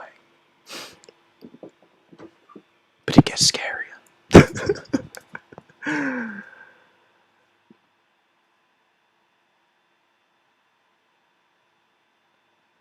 Bobo, did you not know that one?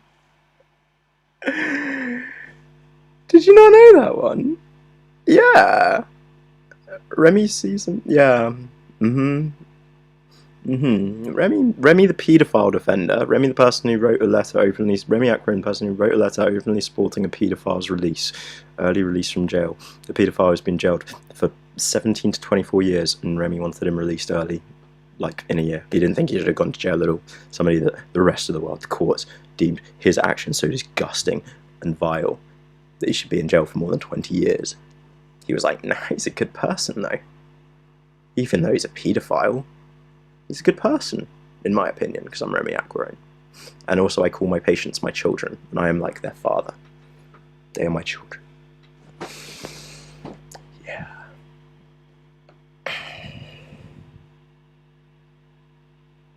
Yeah. It is. It is.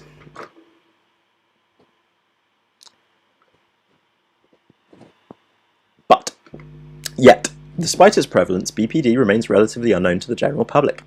Ask the man on the street about anxiety, depression, or alcoholism. You know, there's the guy, there's the lad on the street. Ask the man, and he would probably be able to provide a sketchy, if not technically accurate description of the illness. I doubt it. Ask him to define BPD, and he would probably give you a blank stare. Ask an experienced mental health clinician about the disorder, on the other hand, and you will get a much different response. She will sigh deeply and exclaim that of all the psychiatric patients, borderlines are the most difficult, the most dreaded, and the most to be avoided, more than schizophrenics, more than alcoholics, more than any other patient. For more than a decade, BPD has been lurking as a kind of third world, that's a racist term, third world of mental illness. Indistinct, massive, and vaguely threatening. Such a threatening bunch you lot are. God, such racist terms. No such thing as third world countries. Fucking colonial shit. And this is the revised edition from 2010.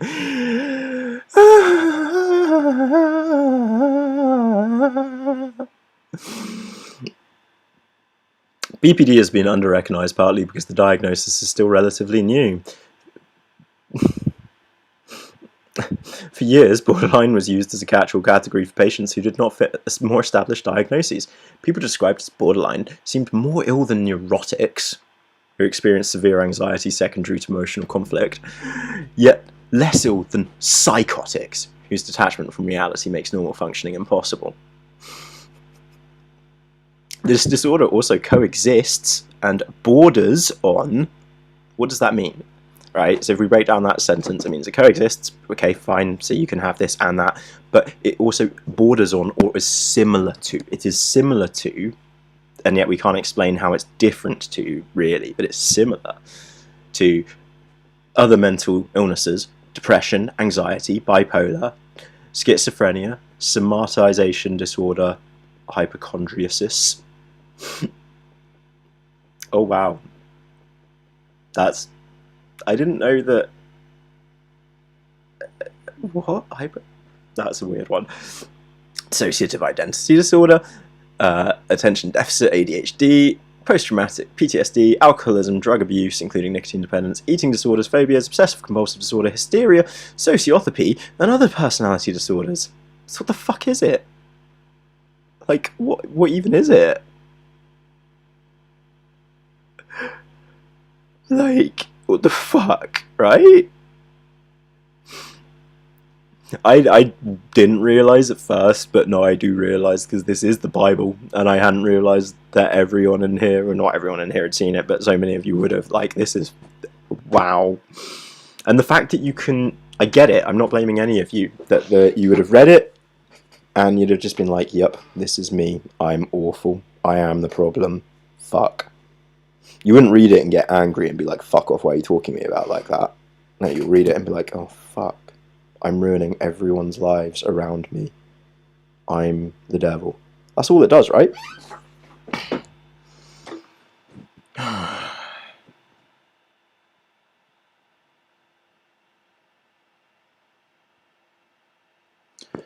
Though the term borderline was first coined in the 1930s, the condition was not clearly defined until the 70s. For years, psychiatrists could not seem to agree on the separate existence of the syndrome, much less on the specific symptoms necessary for diagnosis.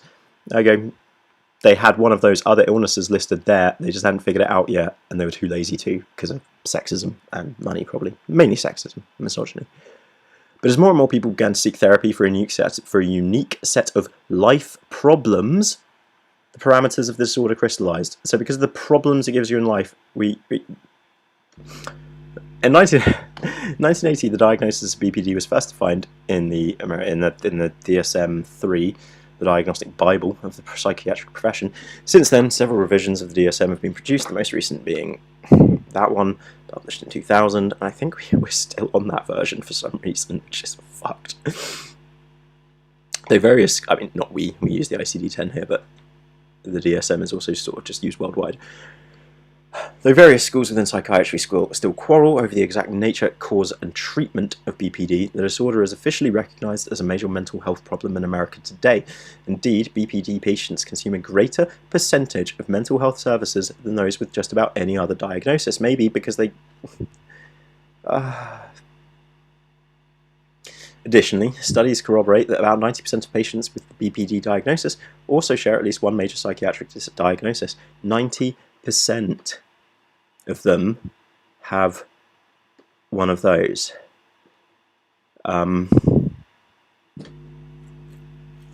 Like, what? So what you're saying is 100% of them have one of those plus childhood abuse and trauma, right? That's it, right?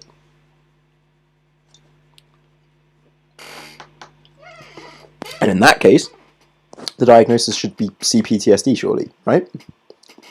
The only difference I can find between the diagnoses of CPTSD, and thank you for your answer to that on your video, Reeve, as well, confirmed, like, the only difference I and anyone else I've spoken to about this can find between CPTSD and BPD, only difference, is that one involves self-harm, and one is more likely to be diagnosed to women, and one is more likely to be diagnosed to men. But men are less likely to have their methods of self-harm diagnosed as being self-harm. For example, my methods of self-harming were never nearly as visible as, like, girls tend to do things like cutting, also punching and hitting walls as well, but it's less likely to be noticed, but often things like cutting. Me as a guy, when I've punched walls and broken knuckles and scarred my fucking knuckles up and punched myself in the face, that took 4 doctors to talk to about it, for one of them to be like, that's self-harm.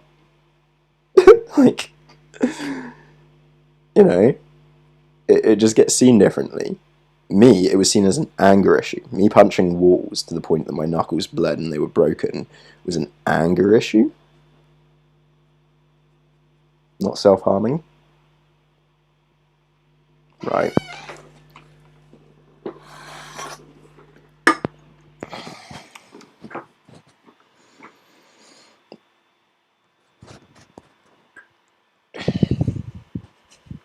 Sleeping around, yeah, it could certainly be considered a form of self-harm, I'd agree.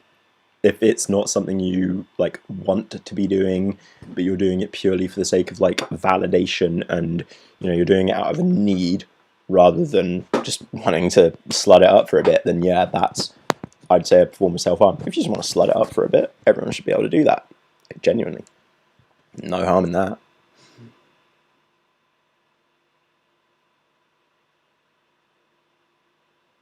So yeah, I couldn't start ADHD meds until I started my quetiapine, my bipolar medication.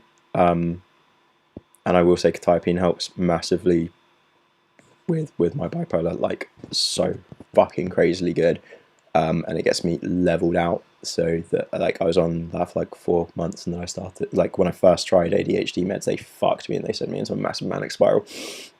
But on quetiapine, it's like this nice balanced out thing that I got going on now most of the time. So maybe ask about that. If you check out the combo, like, on Google, you'll see hundreds of people talking about it on Reddit. It's a pretty good combo. Like, it's safe, it works, its main side effect is weight gain. It's the now, like, 5 stone I've put on in the last year and a half can attest to. Big time. Oh, poor Pico. God, mate.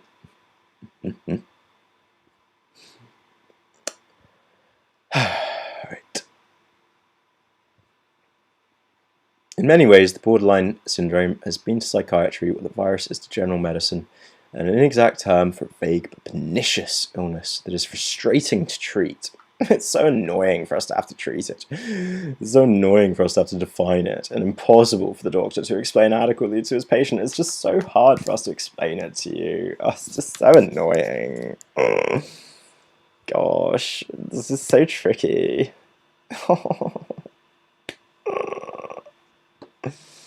Demographic borders. Who are? Oh god. Oh god. Okay, right. I'm having bubbles for this one. Got 50 seconds again, guys. Trigger warning.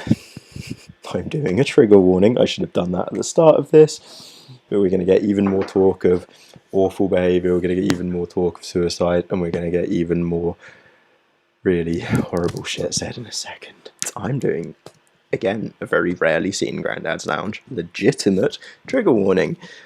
Not a trigger warning, a content warning. They're not trigger warnings. This is a content warning for the nature of the content I am about to be reading. That's what it is.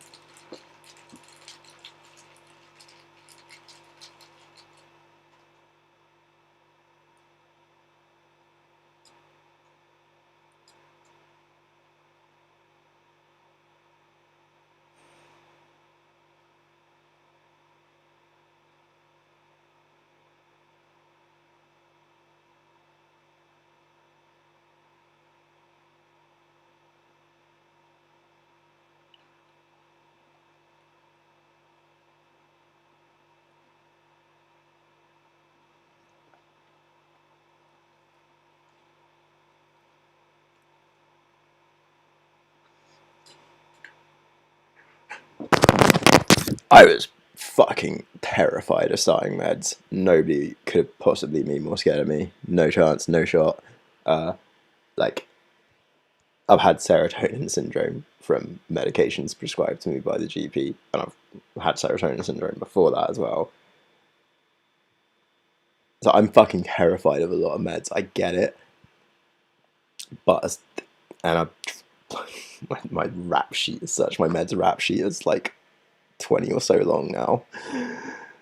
But at some point, don't let the anti-med stuff turn you off. There will always be side effects with any of them, basically. Find the ones with the least weird, most manageable ones.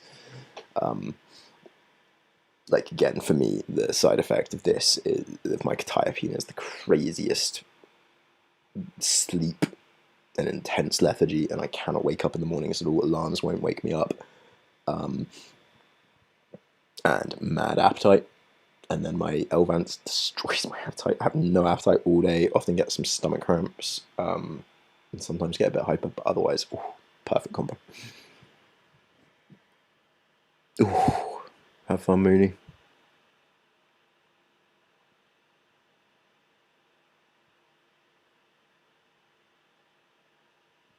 Yeah. Side effects just fucking suck.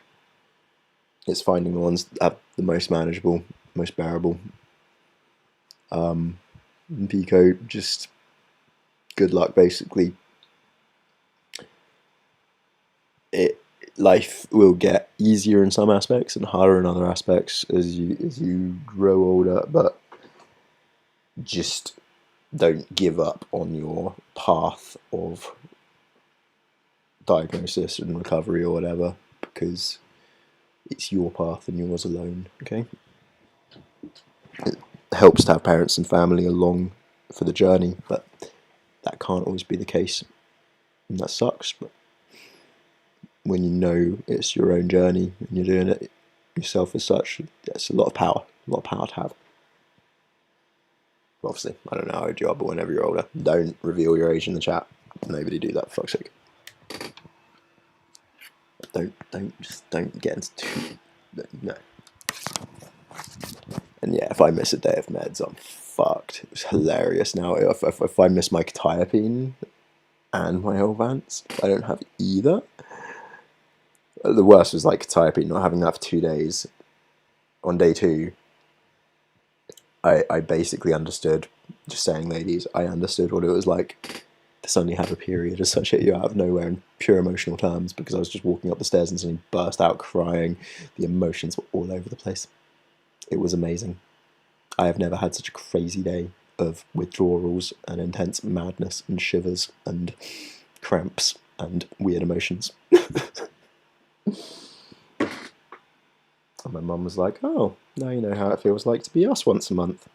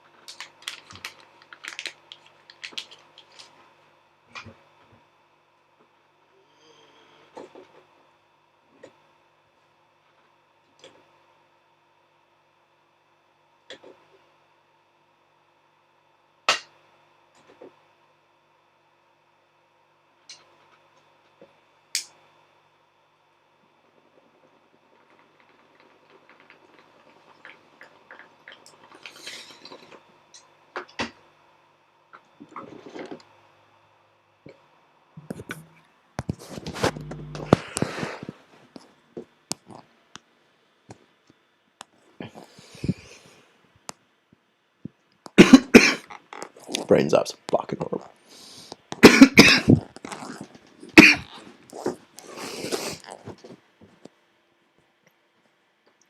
Right.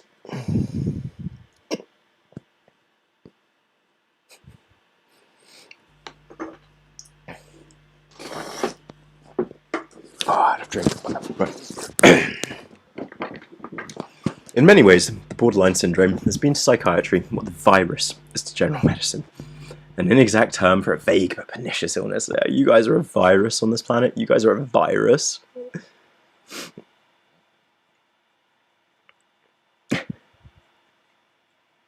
Demographic borders. Who are the borderline people one meets in everyday life? She is Carol. She.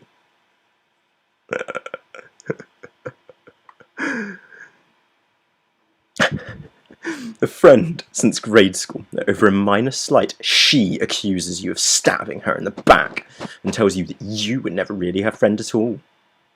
Weeks or months later, Carol calls back, congenial and blasé, as if nothing had ever happened between you. That ain't BPD. He is Bob. He is Bob. A boss in your office. Yeah, boss. Bob's the boss. He's a boss. One day, Bob bestows glowing praise on your efforts, because Bob's an amazing man, really, in a routine assignment. You know, you were just doing regular work, and Bob is just like, you're a fucking legend, mate. You're the best. Another day, he berates you for an insignificant error. Just a slight berating for the insignificant error. You know, okay, he might have had bad sleep or a stressful day. At times he was reserved and distant, getting on with his work. Other times he is suddenly and uproariously one of the boys, one of the lads. Oh, top lads. Great lads.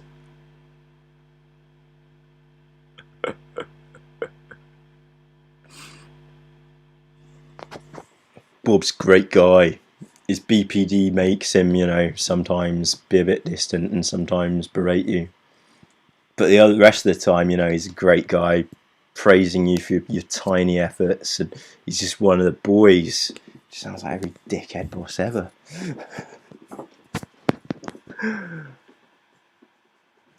She is Arlene, your son's girlfriend. One week.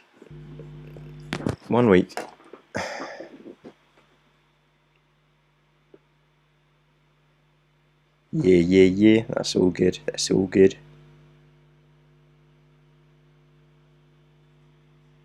Doodles, yep, go for it.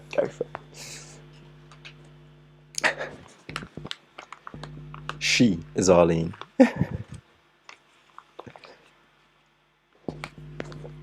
Your son's girlfriend. 1 week, she is the picture of preppy. The next, she's the epitome of punk.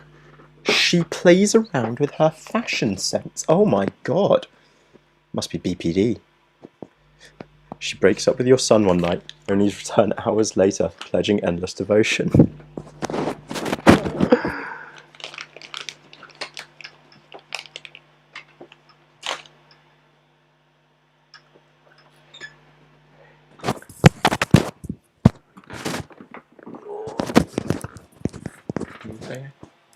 You want to say hey? Hello. Nope.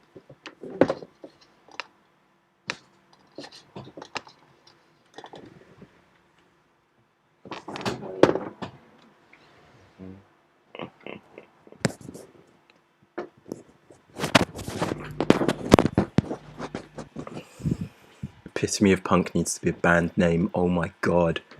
That's a fucking fire name for a band. Epitome of Punk.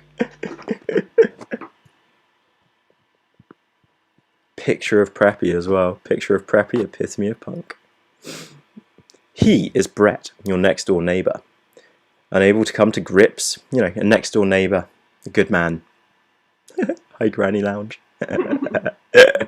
Love it. Granny Lounge is the best. Oh, shush you. Bloody hell.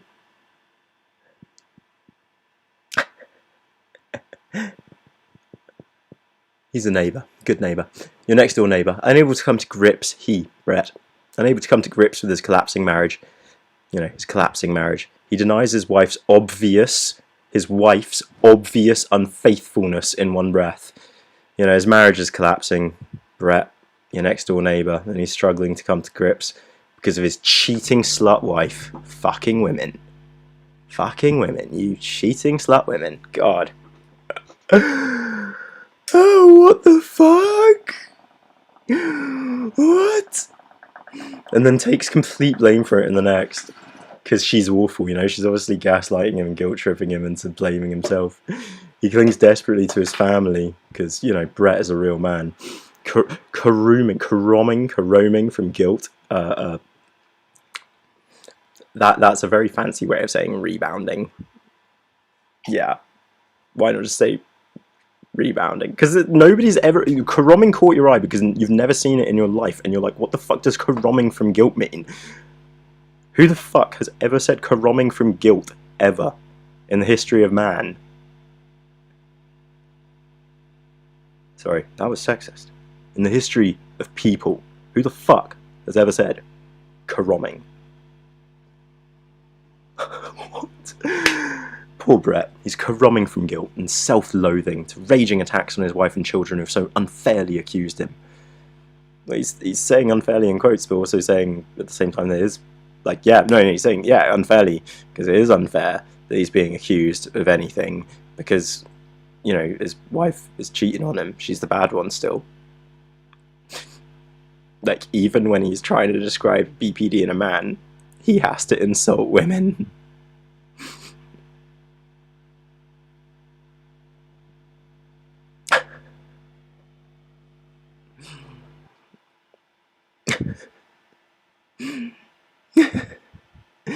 If the people in these short profiles seem inconsistent, it should not be surprising, because inconsistency is the hallmark of BPD. You fucking inconsistent lot, you. Unable to tolerate paradox, borderlines are walking paradoxes themselves. Human catch-22s, you magical, manic pixie dream girls. Their inconsistency is a major reason why the mental health profession has had such difficulty defining a uniform set of criteria for the illness. If these people seem all too familiar, this should not be surprising. The chances are good that you have a spouse, a relative, a close friend, or co-worker who is borderline, and now you know who this book is written for. Right? Perhaps you know a little bit about BPD or recognise borderline characteristics within yourself. Perhaps. But now we know who this book is actually written for, right?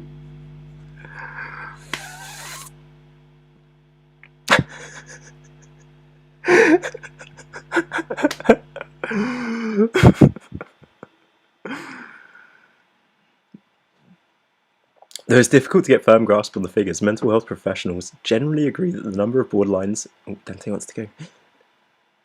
The number of borderlines in the general population is growing and at a rapid pace. Though some observers claim that it is the therapist's awareness of the disorder that is growing rather than the number of borderlines. As with anything, you know, autism, whatever. It's just we're becoming more aware of it, so it's getting more diagnosed. But because it also lacks any kind of specific criteria, because it's such an inconsistent diagnosis, that's why it's being overdiagnosed.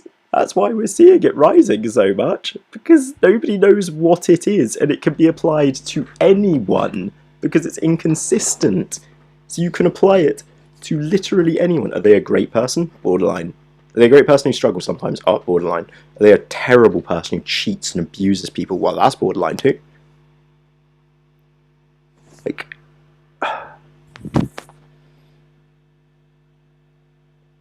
I love Are the Straights Okay? Are the Straights Are Okay is amazing. Who's the... Is it Jamie Dodger who... No. Jamie Dodger has covered Are the Straights Are Okay, but who's the other one that we like who's covered Are the Straights Are Okay? No, the guy. Jamie Dodger. Yeah, Jamie Dodger's covered. There's the other one as well that you didn't realise he was a trans bloke for like the first 30 or so videos we watched. You had no idea. Yeah. He's fit. I had no idea either. I was like following, like, and he absolutely murders transphobes. He's amazing. He's called Sam Collins. Sam Collins, absolute fucking legend. You should all watch Sam Collins. Absolute fucking legend. So good. He makes content.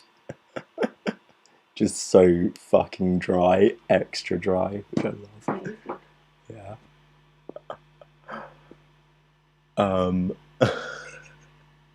Is borderline personality really a modern day plague, or is merely the diagnostic label borderline new? In any event, like, you wrote this 30 years ago, bro. Why did you revise this 10 years ago and still keep it the same? In any event, the disorder has provided new insights into the psychological framework of several related conditions. Numerous studies have linked BPD with anorexia, bulimia, ADHD, drug addiction, and teenage suicide. So it must be, like, it's like, what, childhood trauma? Like, what is this? All of which have increased alarmingly over the last decade. Some studies have uncovered BPD in almost 50% of all patients admitted to a facility for an eating disorder. Other studies have found that over 50% of substance abusers also fulfill criteria for BPD. Anyone can fulfill criteria for BPD. Self-destructive tendencies or suicidal gestures are very common among borderlines. Indeed, they are one of the syndrome's defining criteria. You're so self-destructive, it's all your fault. It's your fault you're suicidal. No, it's not your. No, actually, no. It's not that you're suicidal. It's that you like suicidal gestures. You don't actually want to kill yourself. You're not actually suicidal. It's just you like suicidal gestures. I'm glad you all like Sam and Jamie. They're amazing. Yeah, they're fucking amazing. I've mentioned them before, but tubers like them. Oh god, brain's gone dead for this minute, but they helped me get out of the Blair White trap I was in 2 years ago. The video on Blair White coming out soon, by the way, because oh my god, is she the most transphobic person on earth now? It's quite hilarious. Like, the amount of self-hatred she is consumed with these days in order to grift money from right-wingers, it's just fascinating. Anyway, the incidence of documented death by suicide is about 8 to 10%, but they're only suicidal gestures, guys. Even if like 8 to 10% of you may kill yourself, it's only suicidal gestures. What? And even higher for borderline adolescents. A history of previous suicide attempts, a chaotic family life, and a lack of support systems increase the likelihood. The risk multiplies. And yet the risk multiplies even more among borderline patients who also suffer from depressive or manic depressive disorders or from alcoholism or drug abuse. So let's give them this book to read so they learn to fucking hate themselves even more, and we can just get rid of a lot of you. It's the same as yesterday, basically. This is the same message as yesterday's literature, which is the NHS just wants us to die. It's easier for them that way if we all die. They won't have to treat anyone because treating people is stressful. Treating borderline is particularly stressful. So why bother? Just throw some books at them. That'll make them worse.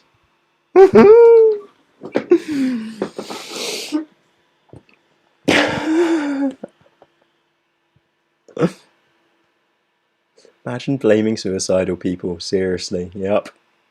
Apparently I like suicidal gestures because you're attention seeking, because I'm not suicidal, just that you need the attention. Exactly.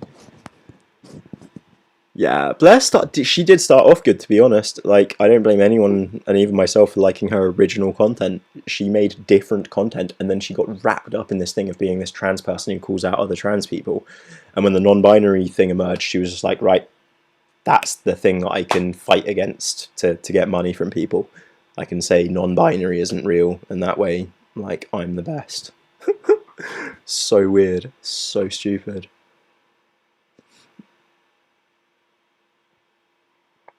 Yeah, you are a bad human.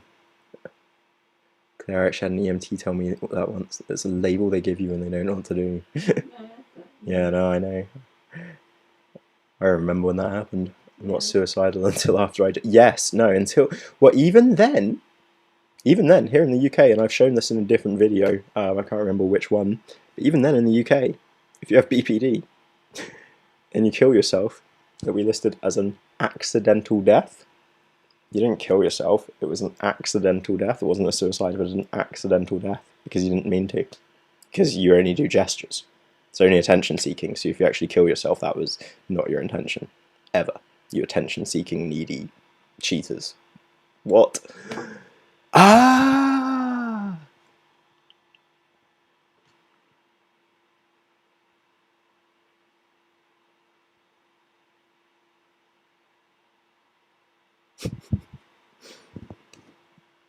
Don't do sports you're more likely to kill yourself. Funny and true, but also don't ride horses. If horses were a drug, they'd be the most dangerous drug in the world. I'm going to read you this bit and then I need to go pee. So 10 minutes I'm going to go pee. Alright, so in 10 minutes there'll be like a 5-minute break.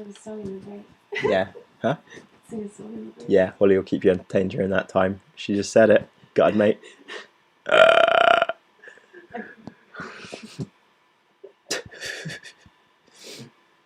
Before 1980, the previous 2 editions of the DSM described psychiatric illness in descriptive terms. However, DSM-3 defined psychiatric disorders along structured categorical paradigms. That is, several symptoms have been proposed to be suggestive of a particular diagnosis, and when a certain number of these criteria are met, the individual is considered to fill the categorical requirements for diagnosis.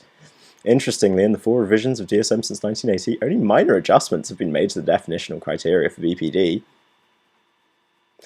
As we shall see shortly, 9 criteria associated with BPD, and an individual qualifies for the diagnosis if he exhibits 5 or more of the 9. I love that. Why not just say they? If they exhibit 5 or more of the 9. He's saying that he's not doing he/she because that would be effort. But he could just write they. Every opportunity, it could just be they and them. What is with the purposeful gendering in this matter? It's really fucked up. And yeah, go watch a speech by ex-advisor to our government on medicine and drugs, Professor Alan Nutt. He was sacked by the Tory government back in like 2010 because he created the scale of harm for our government to look at, which showed very conclusively and categorically, like just based on actual evidenceable harm, which drugs are dangerous and which aren't. And it's interesting. It's an interesting thing to see. Yeah. The categorical paradigm has stimulated controversy among psychiatrists, especially regarding the diagnosis of personality disorders. Unlike most other psychiatric illnesses, personality disorders are generally considered to develop in early adulthood and to persist for extended periods. This is old knowledge. This is not up to date. This is not relevant. We don't think this anymore. More and more we know that personality disorders aren't generally considered. No, they develop in childhood. You don't develop these things in early adulthood between your 18 and 25 years. You develop them as a child. He's ignoring the trauma-based roots completely here, right?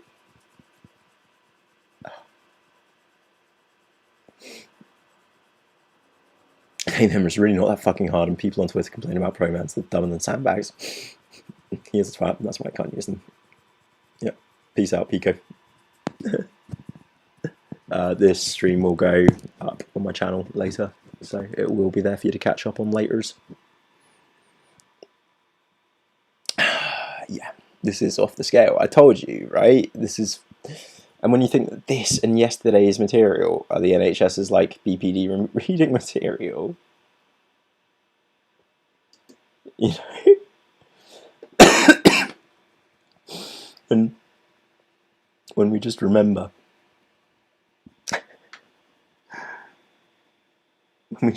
for a moment that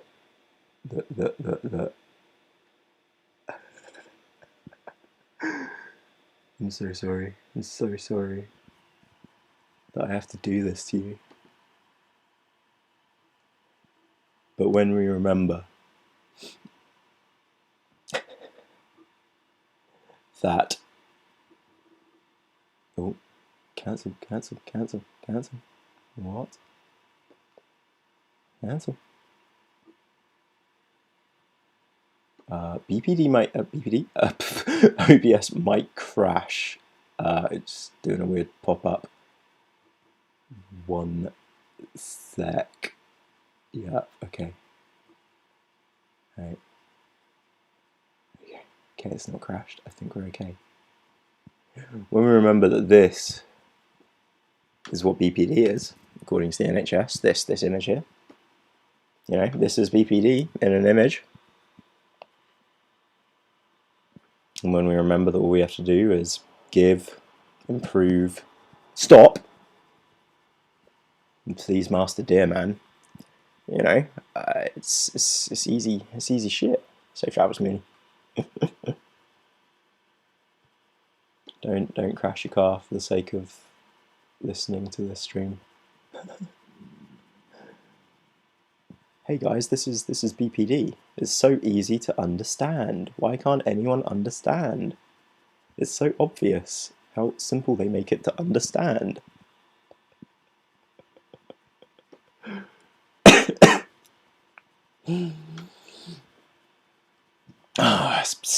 Develop in early adulthood to persist for extended periods.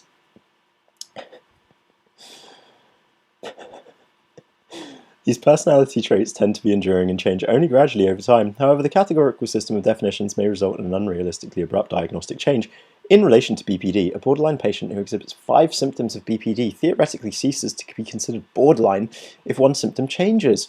Such a precipitous cure seems inconsistent with the concept of personality. Almost as though it isn't a thing, really.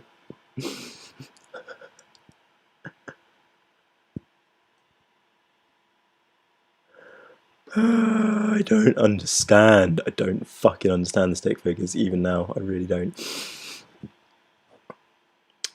Some researchers have suggested adjusting the DSM to a dimensional approach to diagnosis. Ooh, like putting it on a spectrum. Such a model would attempt to determine what could be called degrees of borderline, since clearly some borderlines function at higher levels than others. Is it possible that BPD is just like girls who have experienced trauma and have autism? I don't know. I'm not saying you're autistic. You might be autistic. It's just a chance. Like, it's just a chance. I think more people have autism than we realise, because we so don't understand what it is yet fully. Since clearly some borderlines function at higher levels than others, so you might be a high-functioning borderline, according to this guy. These authors suggest that rather than concluding that an individual is or is not borderline, the disorder should be recognised along a spectrum, as we are now starting to realise ASPD, sociopathy, psychopathy they are on a spectrum. Everyone has a bit of a psychopath and a narcissist in them, basically. It's just on a spectrum. This approach would put different weights on some of the defining criteria, depending upon which symptoms are shown by research to be more prevalent and enduring. This sounds like a really good approach. Such a method could develop a representative pure borderline prototype, which could standardise measures. Wow, this guy's like weirdly eugenicist-y in my head as well. Gotta find the pure borderline prototype. Which could standardise measures based on how closely a patient matches the description. A dimensional approach might be used to measure functional impairment. In this way, a higher or lower functioning borderline would be identified by her ability to manage her usual tasks of living. Another methodology would gauge particular traits such as impulsivity, novelty-seeking, reward dependence, harm avoidance, neuroticism, capturing such characteristics as vulnerability to stress, poor impulse control, anxiety, mood lability, etc., that have been associated with BPD. Such adaptations may more accurately measure changes in degrees of improvement rather than merely determining the presence or absence of the disorder. So that sounds good, right? It's not. He can't like go shit that one up, surely, can he? Right? Do you think you know what could possibly be his problem with? Well, oh, wait a minute, because it's other researchers improving upon what he sees as his thing. You know, he did the first book. It's all his diagnosis. He created BPD. So how dare somebody else have an idea of what it could possibly be? Well, there's none, is there? There's no chance that that could be the case. So, obviously, he has to disagree with this. It can't be on a spectrum. And his argument for why it can't be on a spectrum. And now here we are. Oh, that poor troll. He's missed out because finally 2.5. Oh! Moth attack. Oh my god, it's huge. Where is it? Oh my god, it's behind the TV. It's behind the TV. Okay, it landed.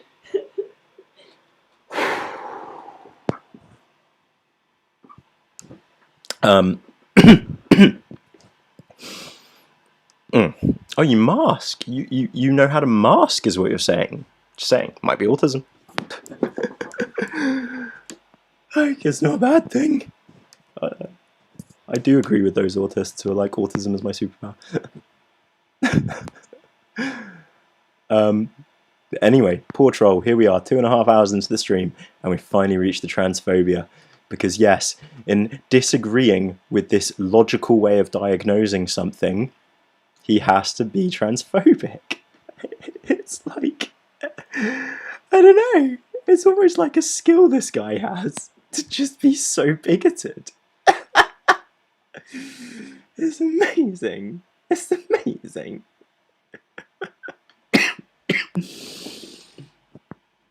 To understand the difference between these two definitional approaches, consider the way we perceive gender. The determination that one is male or female is a categorical definition based on objective genetic and hormonal factors. It's binary. There's one or the other. You're a male or a female, okay? It's categorical. It's a categorical definition. There can be nothing else. Definitions of masculinity or femininity, however, are dimensional concepts. You know, masculinity and femininity, they're on a spectrum. Sure, you as a male can be very feminine, and you as a female can be very masculine, but you are categorically a male or a female, and that's what you are, okay? These designations of masculinity or femininity, however, are dimensional concepts influenced by personal, cultural, and other less objective criteria. It is likely that future iterations of the DSM will incorporate dimensional features of diagnosis.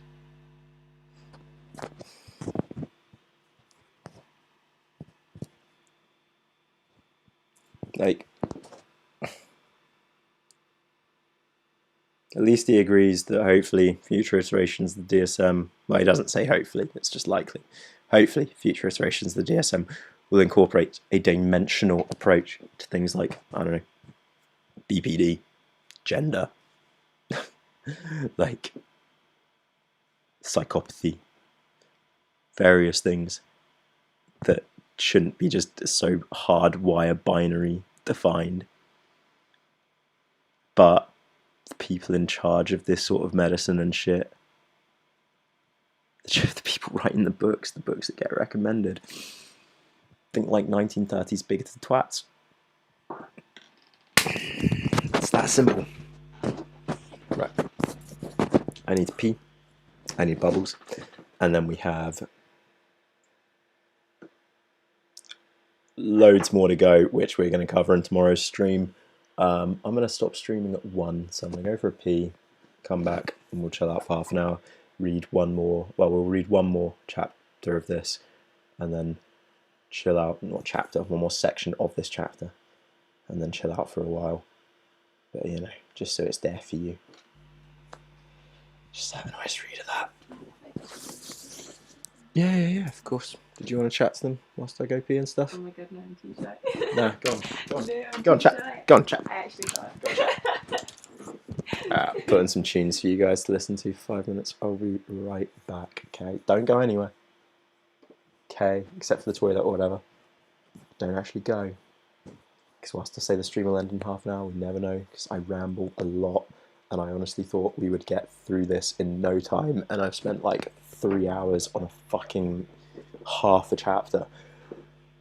But that's the reality, because like you'd read this chapter by yourself in your room in like 10 minutes, and you'd absorb some of it, and some of it would become these horrible intrusive voices in your head. And it's only if you do the English class thing, you know, breaking it down sentence by sentence and trying to interpret and understand what the author means, that you get it. Right? Yeah. Am I talking to myself? Because I muted myself. No, I haven't muted myself yet. Right. 5 minutes.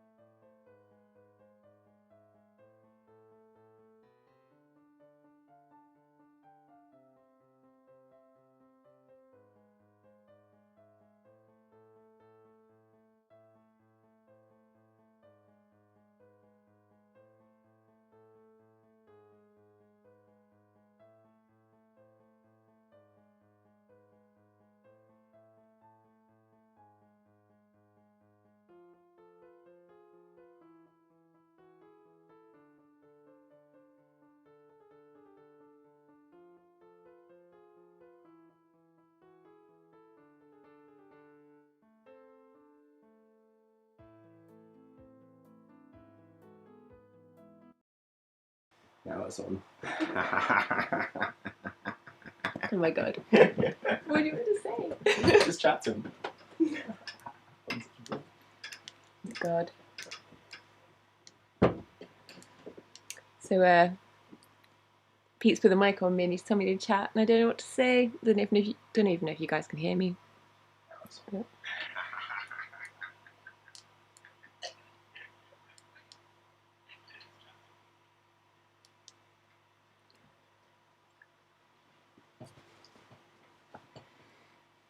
I actually don't know how he does this. Just literally just talking to nothing. I don't know. There's lag, so like I can't talk directly.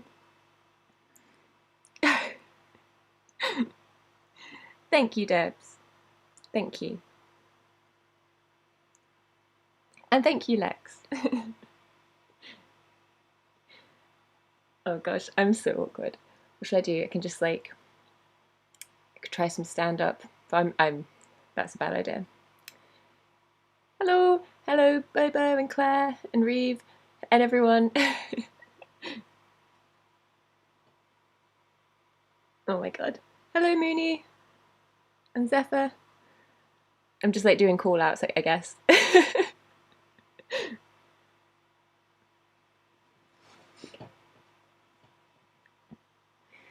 Gosh, like I can't leave it silent for too long, otherwise it's just silence. And there's so much lag on the comments, so I'm just staring at them. Tell us a cool fact about yourself. Oh gosh, what can I say that's cool? I'm an artist, but I don't know if that's cool. It's just something I'm proud of, I guess. Proud of that. I'm currently trying to do some sort of animation things, which should be quite fun. Debs is Scottish, and I have to see what that sounds. I actually have some Scottish family. I can I can say, I can do a little bit of an accent, and it might offend you, Debs. So I don't know if I should do it or not. Tell us all of Grandad's secrets. Oh gosh, oh I can hear him, he's flushing the toilet, he's gonna be back. I could... He's coming. Oh, that sounds bad. He's coming in the room. Hello, I'm just destroying your stream. I'm gonna have like one viewer left, aren't I? You've got 17 viewers at the moment. Oh no, I had like 100, Holly. What have you done? Respond, just from talking to you. Oh god, they're still talking to me. Well, I was actually just about to start exposing you to your stream. Okay. Just trying to think of a spicy secret to tell them. No, tell them about your art.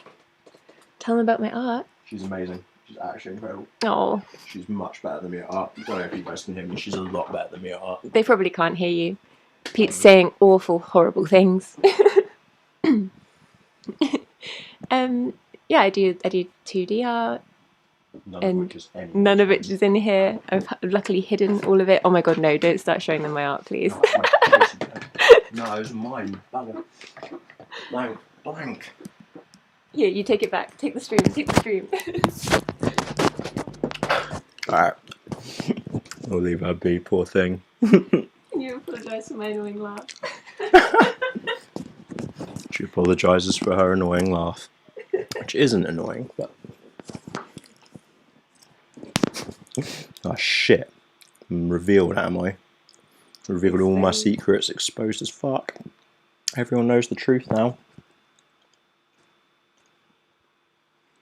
All the bodies in my garden. What am I going to do? Alright. Thank you. Try to be. Life is about creativity, in my opinion. It's what makes humans the best species on this planet, is that we are the most creative, in my opinion.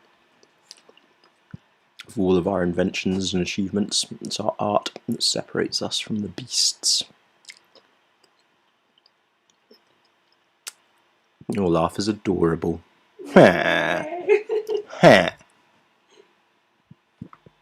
Suck it. Yeah, chat, bully her, make her have an ego trip like I did yesterday. It is Holly, but with an IE at the end, because her parents were weird and didn't know how to spell.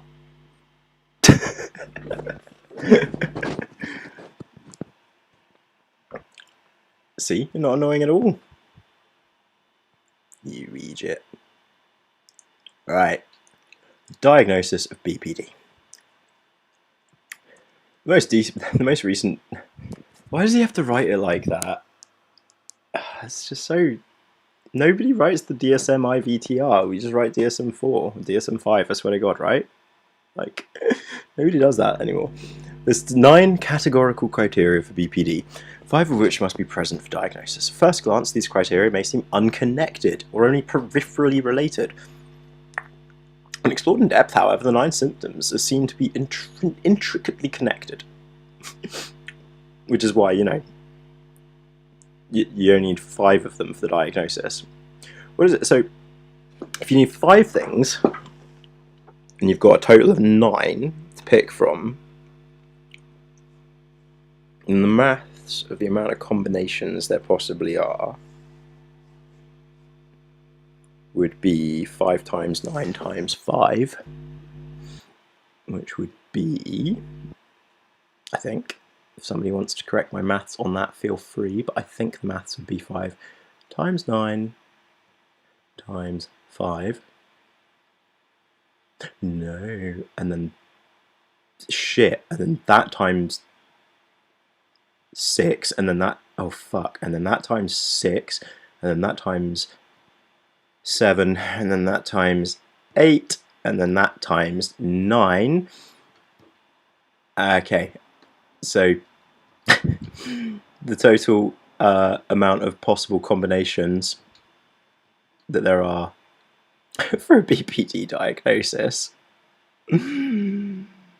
Wowza, that's much higher than I was expecting, to be honest. Is how do I switch to my calculator? Oi, where are you, calculator? Where the fuck are you? Where the fuck's my calculator? I can't show you my calculator, I'll just tell you the number. 680,400. Yeah. More than 500,000 possible combinations that there can be for the diagnosis of BPD. Within those. Like, when you have 9 things to pick from, but you only need 5 of them, that results in over 600,000 possible combinations of criteria that you could arrive at. Accurate.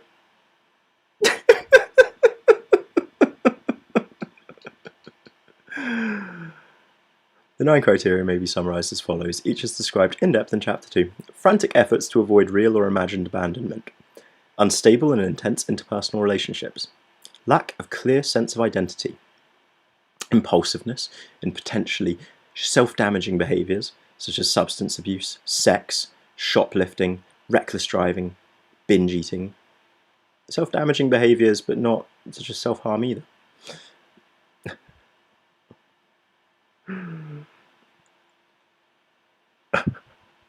She is sat there grinning a bit.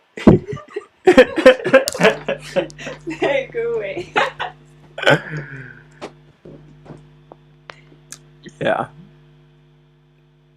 I mean, I'm just putting it out. This is why they, like, you refine things actually by like you know, when there's like 40 criteria and you need, say, like 32 out of the 40, that actually reduces the amount of possible combinations there can be. There's a lot of combinations in here. It's fun. It's fun.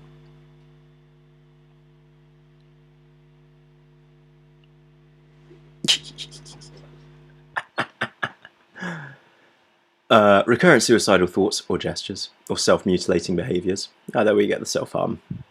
But again, suicidal threats or gestures. Sorry, recurrent suicidal threats or gestures. Not recurrent suicidal thoughts, or not suicidal ideation, but suicidal threats and gestures. Not suicidal ideation, but suicidal threats and gestures. What? What? What? What? fuck, this is so rude and wrong. I hate it so fucking much. Severe mood shifts and extreme reactivity to situational stresses, chronic feelings of emptiness, frequent and inappropriate displays of anger.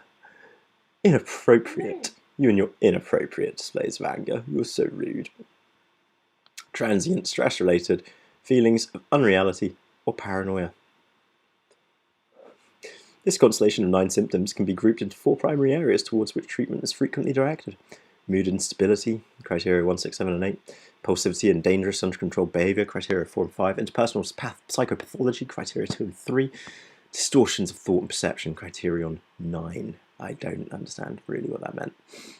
I won't lie.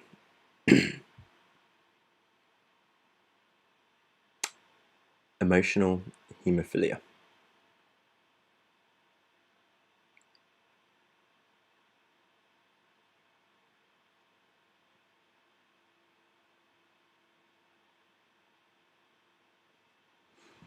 Yeah. I looked at the criteria 12 years ago. Due to my home situation and my behaviour, I could tick off 7. It's often the case, exactly. It's often situational and to do with life stresses. How is it a disorder? Now I get 2. In contrast, my OCPD, obsessive compulsive personality disorder, it's also a personality disorder, is ingrained in who I am. Exactly. How can these things be so similar? Yet it's clearly so different. Unless one of them maybe is just not that real, you know?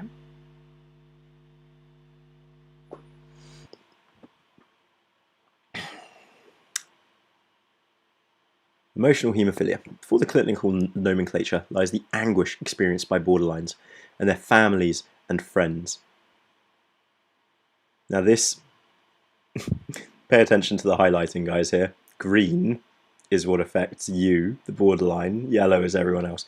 Beneath the clinical nomenclature lies the anguish experienced by borderlines and their families and friends.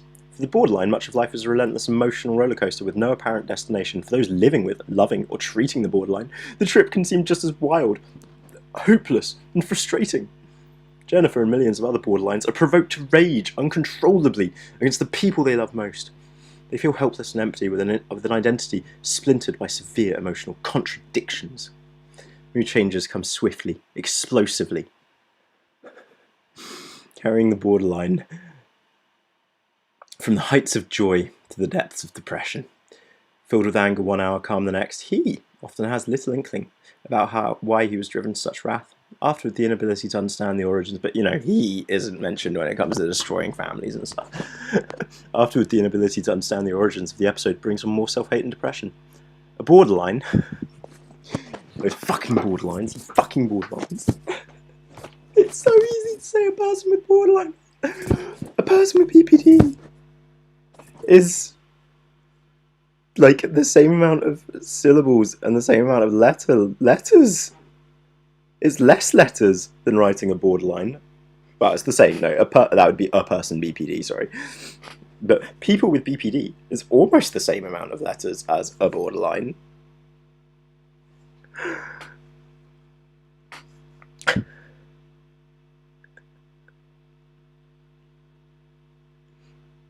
And yeah, I'm definitely going to be streaming more because I've been really enjoying this. It's been really fun, I agree. I'm glad you guys have been enjoying it. Like, it's kind of sick. Yeah, I do get why Twitch streamers and stuff do it. It's a much easier way of getting across a lot of the content I want to get across. And I might be filled with self-loathing and think I'm a useless twat, but you guys don't. So, you know, fun times. So a borderline suffers a kind of emotional haemophilia. She lacks the clotting mechanism needed. You fucking borderlines. Emotional haemophilia. She lacks the clotting mechanism needed to moderate her spurts of feeling, prick the delicate skin of a borderline, and she will emotionally bleed to death. That sounds scary. Like, he's trying to reduce the stigma and the fear around this.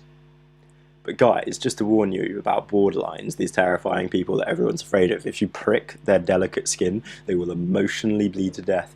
They will be prone to acts of violence and anger. But we are reducing the stigma in this book, obviously, and we're trying to educate people. But do watch out.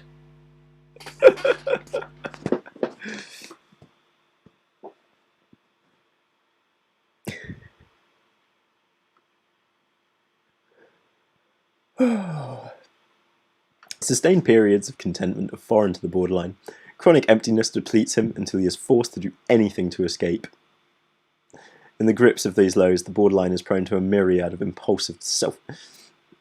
Like, he'll like the author will say he'll use she a load of times in a row, and then he'll see he once, and then switch to the borderline, because he doesn't actually like implying that men are borderline. He really doesn't. In the grips of these lows, the borderline is prone to a myriad of impulsive self-destructive acts, drugs and alcohol binges, eating marathons. He describes it as an eating marathon, as binge eating. Eating marathon! Oh, guys. Oh, you're so fit. I'm fit. When was the last time you had an eating marathon? When was the last time your emotional distress caused you to engage in an eating marathon? Fucking hell, fuck's sake. It's so fucking stupid. This man is fucking stupid.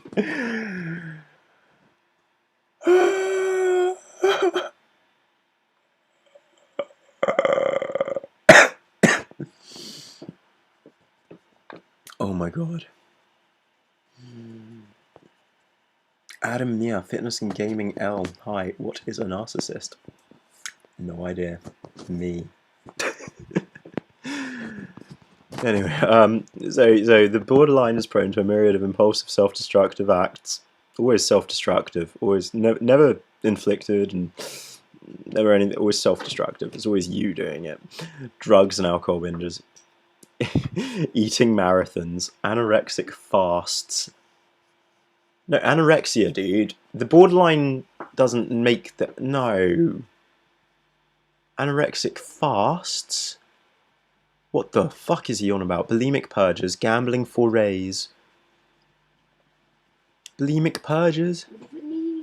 I understand that people with bulimia do a thing known as purging. Ergo, let's not call it that. They make themselves vomit. It's called bulimia. It's a mental illness. Shopping sprees, sexual promiscuity, and self-mutilation. He may attempt suicide, often not with the intent to die, but to feel something, to confirm he is alive. Or, as we've also pointed out like 5 times prior, just threaten suicide. You do it. You try to kill yourselves to threaten suicide, and that's all. And when you do kill yourself, it's an accidental death.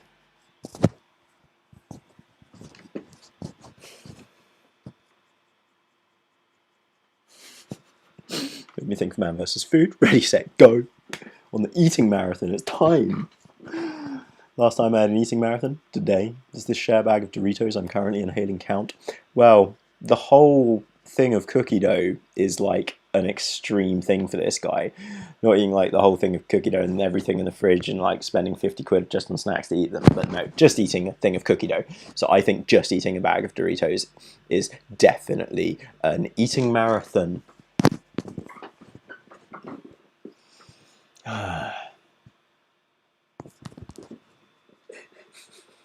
Yeah, that's why you want to die, to feel alive. Oh man, I'm not gonna lie. Yeah, talking about an eating marathon and I'm really hungry. The least crunchy snack on earth, the Jaffa Cake, the most streaming friendly snack ever.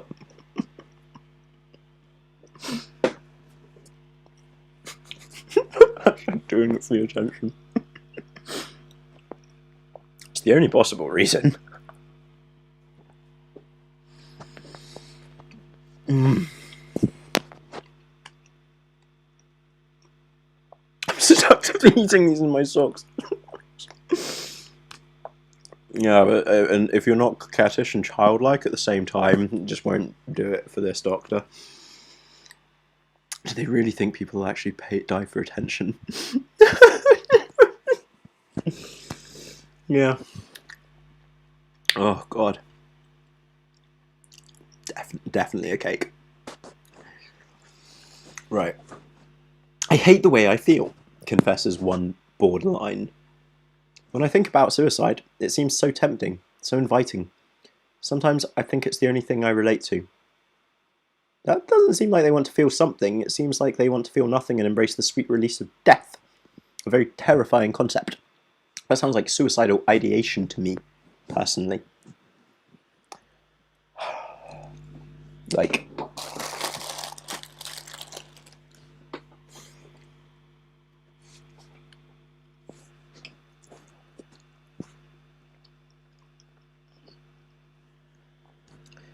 it seems so tempting, so inviting. Sometimes it's the only thing I can relate to. It is difficult not to want to hurt myself. It's like, if I hurt myself, the fear and pain will go away. And that's the first thing in here I relate to, that sentence. I don't have borderline. And to read something like that sentence, and then 10 times prior, never mention like suicidal ideation, but just say that this stuff is like a threat and stuff. Like, how can somebody be so callous and disgusting? It's mental. Sorry to put a little downer in it for a sec there, but it's just like actually fucking mental that somebody could like describe suicide the way describe people with mental illnesses in such a callous manner, and then write a sentence as emotionally touching and depressing as that. This psychiatrist probably is actually a psychopath, to be so fucking disconnected from the real world and real people in such a way, and to see us as these like creatures, things, not as humans, just as the borderlines.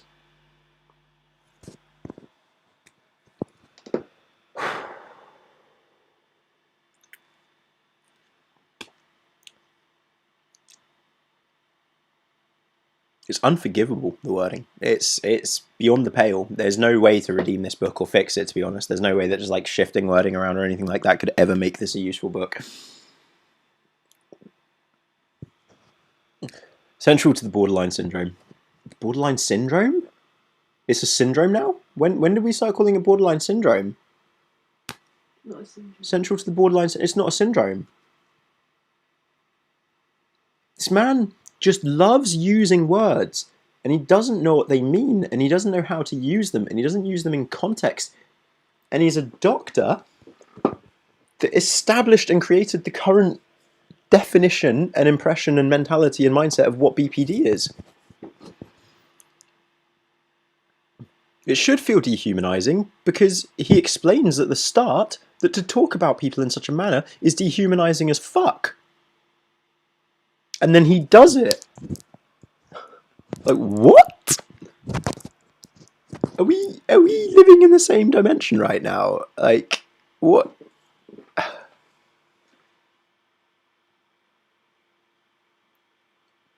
Central to the borderline syndrome is the lack of a core sense of identity.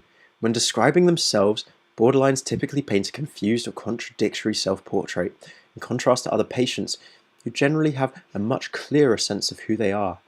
To overcome their indistinct and mostly negative self-image, borderlines, like actors, are constantly searching for good roles, complete characters that they can use to fill their identity void. So they often adapt like chameleons to the environment, situation, or companions of the moment. Oh, autism! Masking! Like, that's all right? Why do you keep doing that? Oh, are you trying to get my attention? No. Stop waving. Holly's like stimming in the background. I was literally like, I'm not. There. No, I'm sorry. Just there doing this, and I'm like, yeah, do you need me? I'm autistic. What's up? Yeah, can I help you? What's wrong? Stop making fun. Never ever. You take the piss out of my restless leg every fucking day. No. Fuck off. You awful human being because you're a woman. Oh. Yeah, virtual hugs to everyone in this chat. I know because this is traumatic, right?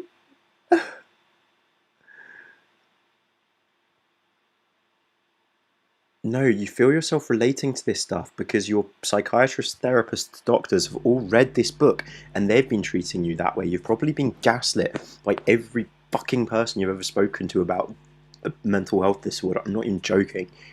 Like, medical sexism is fucking rampant. Okay? You only relate to all of the worst stuff in here because most of us do. All of us here have terrible self-esteem issues, I'm guessing. Like, just... It is these disgusting people's fault for making this the zeitgeist of medicine for the last 30 plus years. Like, it's mental. It's absolutely mental. That's probably ableist language like that. Should probably not.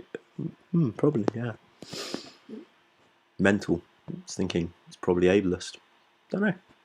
Googling that one later.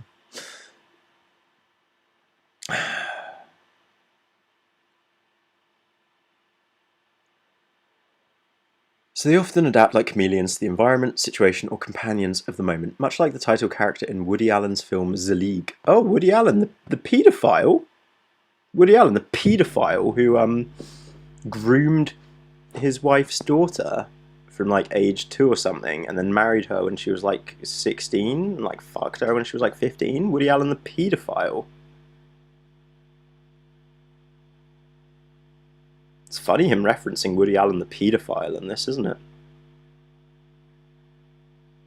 Why bring up Zelig? And that like first thing straight away, like what?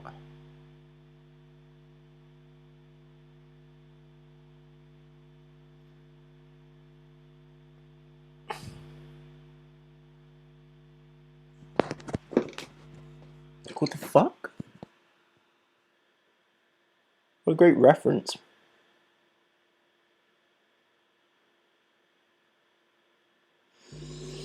The lure of ecstatic experiences, whether attained through sex, drugs, or rock and roll, or other means, is sometimes overwhelming for the borderline. You lot, you just have that unbridled lure for the ecstatic and the extreme.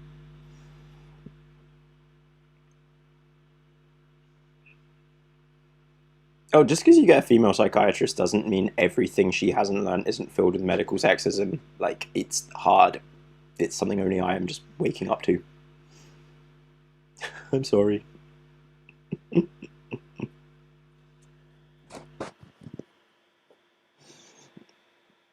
In ecstasy, he can return to a primal world where the self and the external world merge. A form of second infancy. And again, I don't mean to keep hammering this in, but genuinely here, at least in the UK, and no, in America too, because I'm pretty sure this guy's American. Yes, he is American, because he keeps mentioning DSM. This book is prevalent. It is the book. It is the book that anyone who's treated you, every counsellor who's, they're therapists, counsellors, psychologists, and they have an interest in borderline, they'll have read this book. This will have helped shape their opinions. You know? Like, it can't, that can't be understated enough.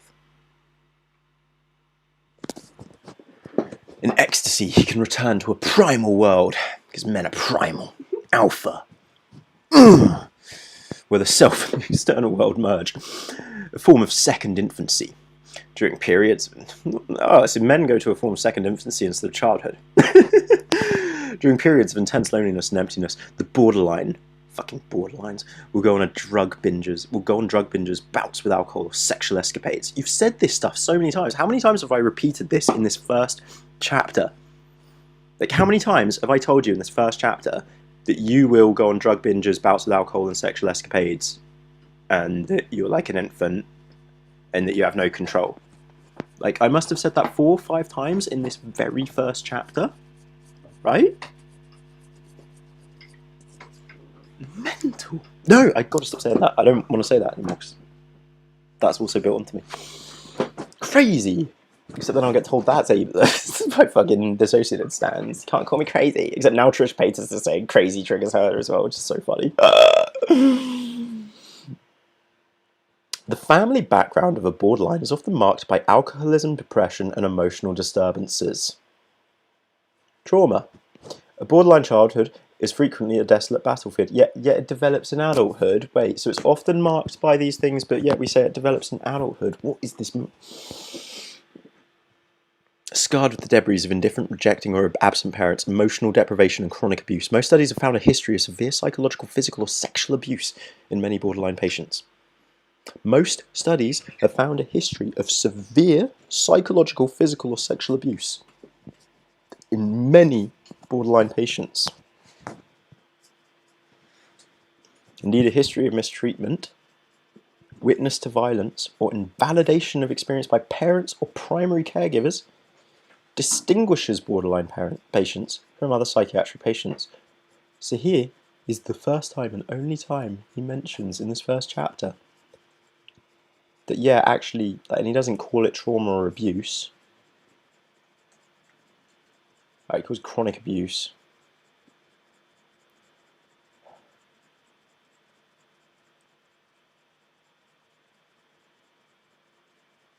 Like, let's face it, the one thing I found with everyone with various mental illnesses that I've spoken to, the one thing that does unify all of us, and the one thing that unifies everyone I've spoken to with BPD, the only unifying factor, certainly not behaviour, certainly not personality, certainly not anything other than the fact that as a kid they had really shitty times, awful times, for various reasons. And because of that, they're now terrible, nasty, slutty, cheaty people.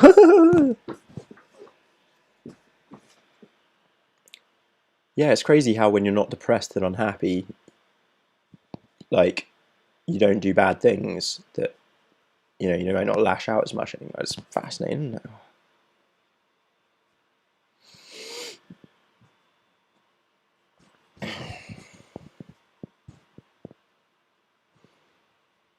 Lex, think about what your situation might be. I don't know. I have no way of knowing. But who knows?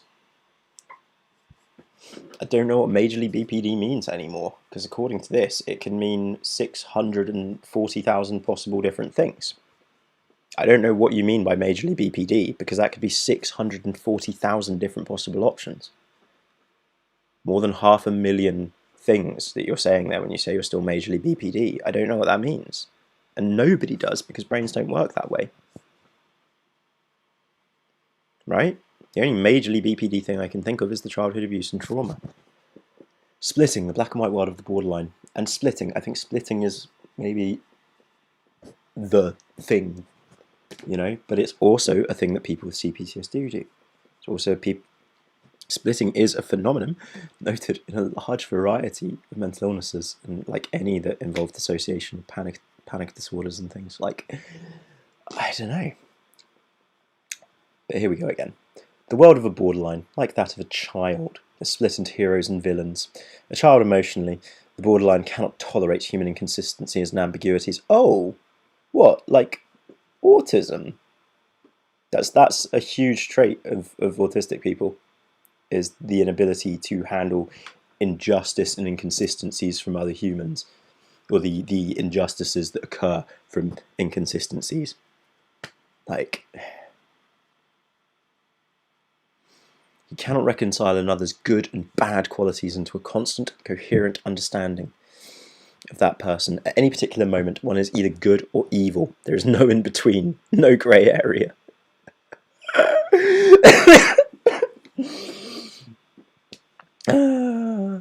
Nuances and shadings are grasped with great difficulty, if at all. Lovers and mates, mothers and fathers, siblings, friends and psychotherapists may be idolised one day, totally devalued and dismissed the next day. Why do you have to throw psychotherapists in there?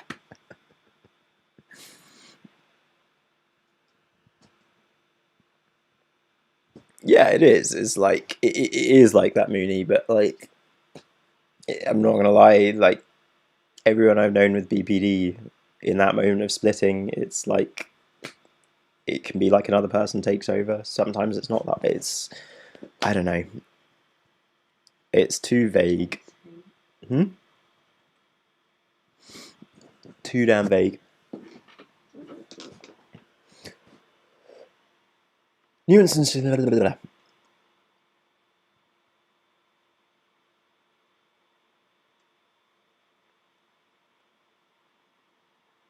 When the idealised person finally disappoints, as we all do sooner or later, the borderline must drastically restructure a strict, inflexible conceptualization. Either the idol is banished to the dungeon, banished to the cave, in the dungeon, in the carousel, or the borderline banishes himself in order to preserve the all-good image of the other person.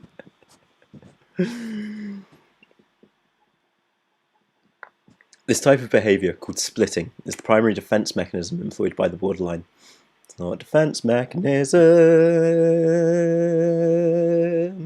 it's a maladaptive behaviour.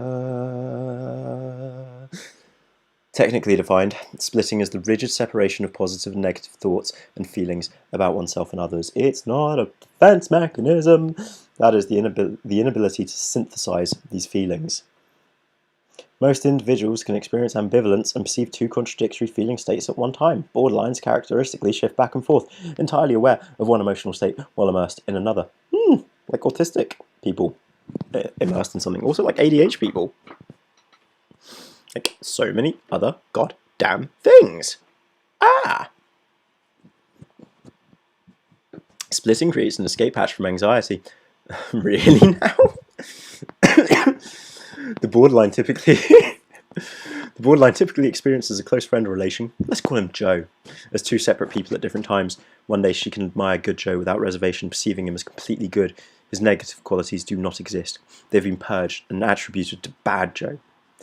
Others, she can guiltlessly and totally despise Jack. I would say this is what you're doing to these girls. That's what you would... Wait. That's what he was doing, though, at the start with Jennifer when talking about her. Some days she was a good Jennifer, all businessy and demure.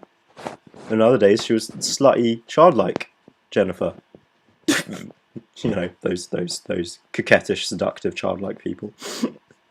No, he didn't say childlike. He said child, just child.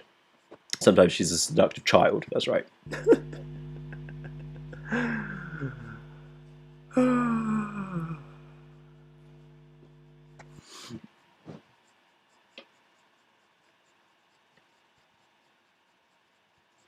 Intended to shield the borderline from a barrage of contradictory feelings and images and from the anxiety of trying to reconcile those images, the splitting mechanism often and ironically achieves the opposite effect.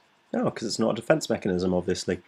The phrase and the personality fabric become full-fledged rips, the sense of her own identity and the identities of others shift even more dramatically and frequently. Stormy relationships. Despite feeling continually victimised by others, a borderline desperately seeks out new relationships, for solitude, even temporary aloneness, is more intolerable than mistreatment. To escape the loneliness, the borderline will flee to singles bars. The arms of recent pickups. Somewhere. Anywhere. Sorry. To escape the loneliness, the borderline will flee to single bars. The arms of recent pickups. Somewhere. Anywhere. To meet someone who might save her from the torment of her own thoughts. The borderline is constantly searching for Mr. Goodbar. Are you trying to find your Mr. Goodbar? Sign up now in the 1940s. To the borderline escape single bar. To find yourself your Mr. Goodbar and your Mr. Dearman. You just have to please master, stop, behave, and you'll be able to find yourself your Mr. Goodbar.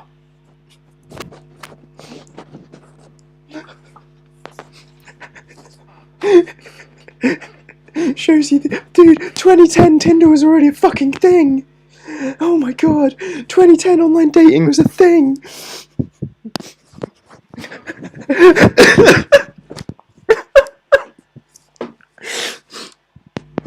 Come on, ladies, you looking for your Mr. Goodbar? Like, he managed to avoid gendering it for a second to escape the loneliness, the borderline.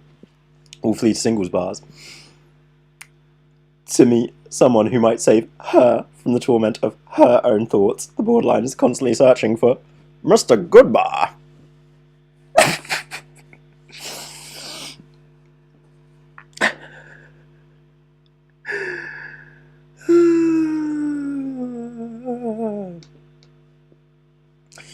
In the relentless search for a structured role in life, the borderline is typically attracted to, and attracts to her, others with complementary personality traits. The domineering narcissistic personality of Jennifer's husband, for example, cast her in a well-defined role with little effort. No, what you mean is abuse victims are easily tricked by abusers. Abuse victims are very often tricked by abusers and manipulated by abusers. Like, nah, it's her fault. She's just attracted to narcissists. Just attracted to bad boys. It's her fault. She just needs to settle down with a nice guy, you know.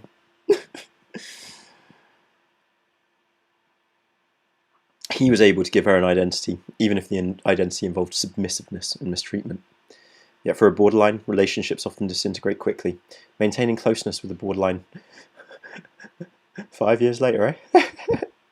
What? Fuck off. Cunt. I hate this, man. This is why there's all that advice where it's like, oh, your girlfriend got diagnosed with BPD, just break up with her, it's done. Or there's no chance, they'll never change. Fuck off with this mindset.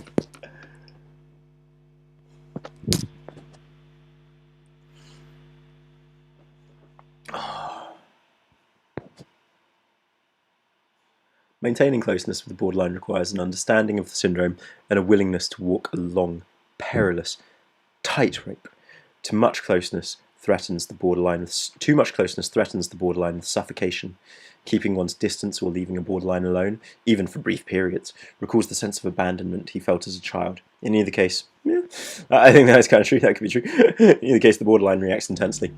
In a sense, the borderline is like an emotional explorer who carries only a sketchy map of interpersonal relations. He finds it extremely when they're men, they're not crazed cheaters. When we're talking about men, they're emotional explorers. Intrepid, brave navigators of the mental, gymnastical world of the borderline. He finds it extremely difficult to gauge the optimal psychic distance from others, particularly significant others. To compensate, he caroms back and forth. He rebounds, just say he rebounds back and forth. No, he caroms back and forth from clinging dependency to angry manipulation. From gushes of gratitude to fits of irrational anger. He fears abandonment, so he clings. He fears engulfment, so he pushes away. He craves intimacy and is terrified of it at the same time. He winds up repelling those with whom he most wants to connect. Poor him, poor guy. Man, that last bit made me feel sorry for that guy there. Weird how that was written in a way that made me almost feel sympathetic for that guy. Man, poor guy. Now I feel sorry for the borderline, now I've had it described that way. When it's a guy. Alright. Page 16. We're gonna do more. We're gonna do more. Not today. We're gonna do more. We are gonna do more. But I can't.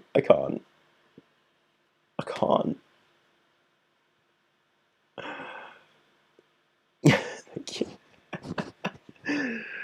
Oh. I mean, let's face it, like, that's where this guy's research came from, is the 30s and 70s, and his own sexist, bigoted opinions of the women he's treated. God's almighty. What the fuck did we just read, eh? Seriously.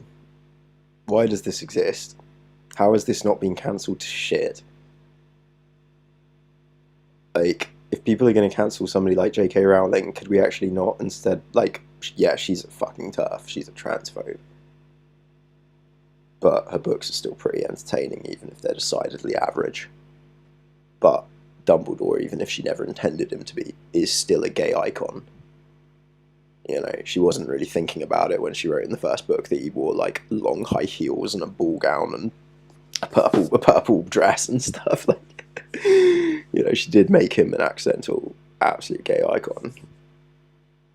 But this guy, This guy is just detestable.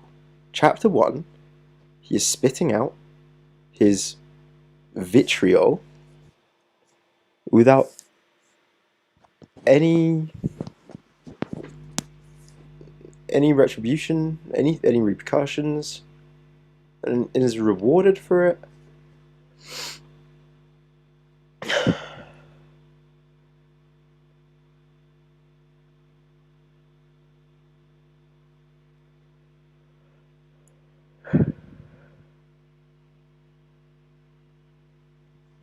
Know what you're talking about there, by the way, in the chat. Yeah, that's awful.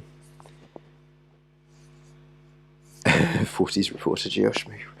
I did that one poop news so long ago. That was like 2 years ago, where I did it like poop news, but it's the 1950s, and that would be terrifyingly relevant for the moment, because I was reading out a news article from like way back in time where they were going through a pandemic.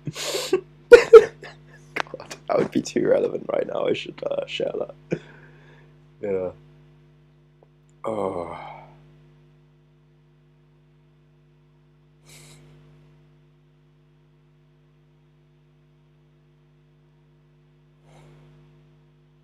This is current reading material.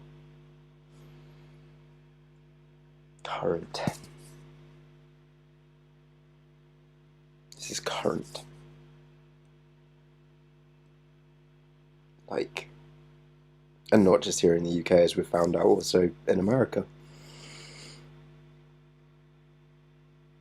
And it's basically the #1 selling book when it comes to BPD as well. So,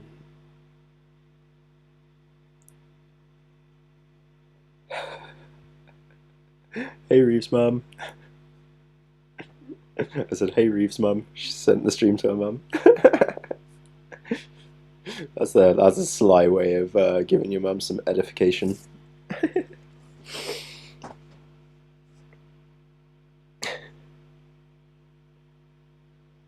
Oh.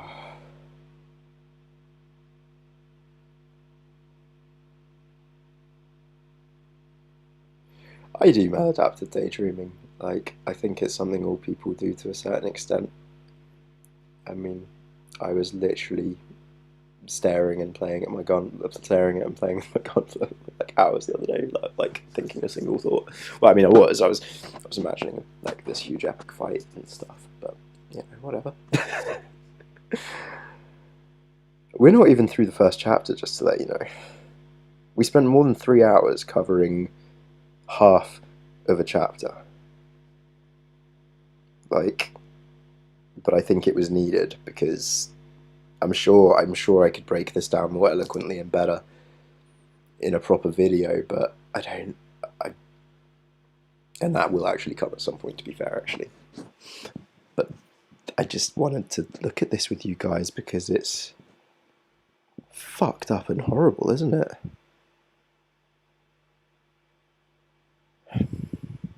It's like the feeling you get when recalling a memory. Yeah, thank you for talking about this, no worries. Oh, flip. Heck.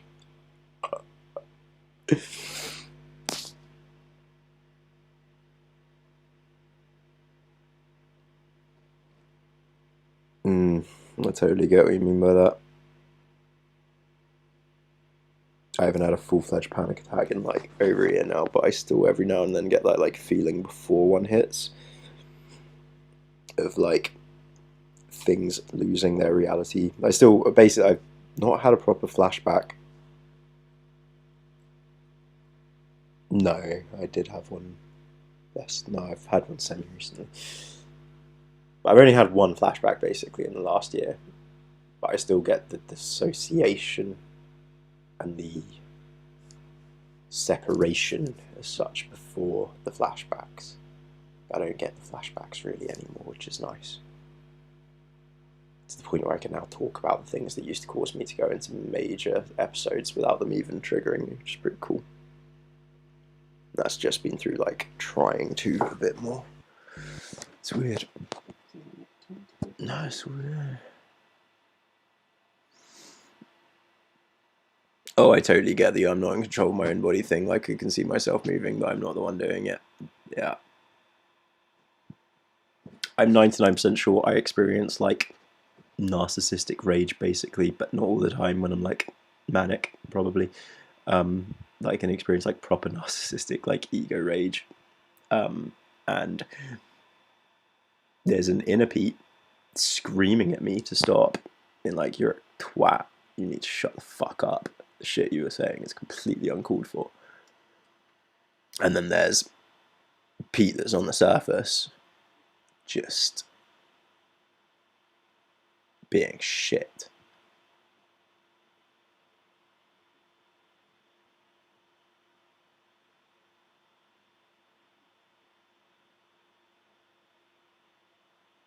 Deja vu is not something I like. Deja vu is the thing that will set off like a panic attack for me worse than anything, or an episode basically, and it's something I try to avoid. I finally like recently realised the real reason basically why I get so pissed off. Actually, like, even though I did a trigger warning this episode, but then I did say it's more of a content warning, because like for me my triggers have always been really weird and specific. Like, it can be anything in some senses, but deja vu, you know, that moment from The Matrix where it's like, there's a black cat. There's a black cat. That murders me, and that does not happen nearly as much now that I take Elvance, interestingly. The reason for deja vu occurring is when there's a slight like lag between your prefrontal cortex and the rest of your brain function, or between the left and right parts of your brain, and the one part of your brain recognizes and acknowledges the thing, and then your subconscious catches up. And where there's more than like the instantaneous signal that it should be in your brain because of the nerves firing off, where there is a delay caused by mental illnesses such as things like ADHD, that can cause deja vu. Fun fact, that's normally what deja vu is. Two parts of your brain not working quite in time with each other. The opposite to deja vu is in many ways even worse, and is also something I experience quite regularly, which is something called jamais vu. And jamais vu is much worse.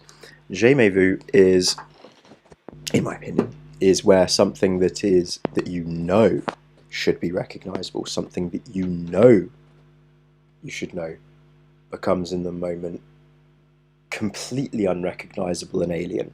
Like that moment where you look at a friend's face and you do not know who you're looking at for a moment. And that's jamais vu.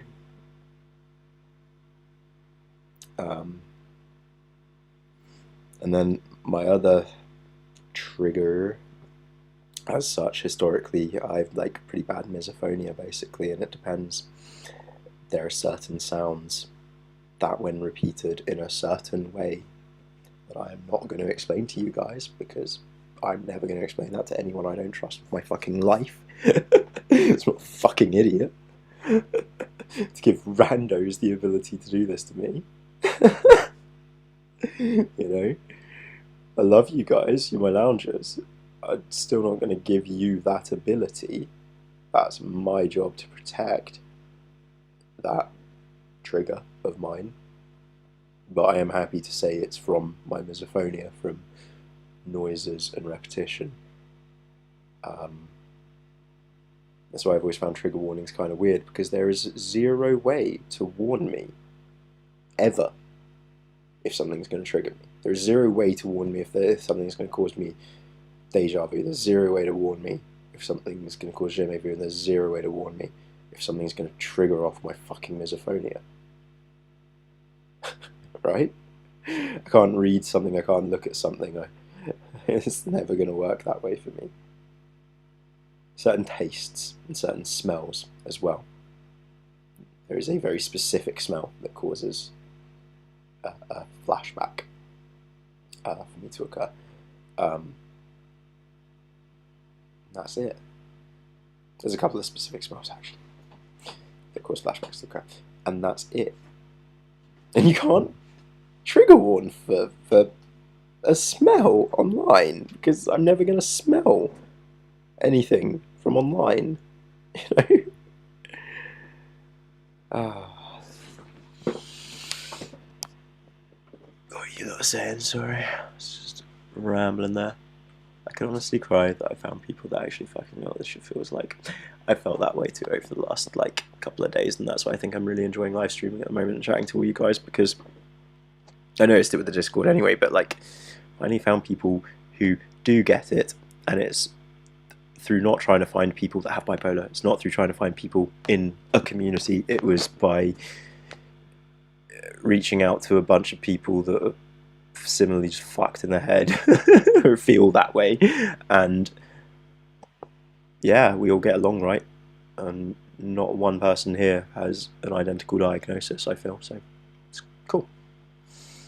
Yeah, misophonia, funny thing.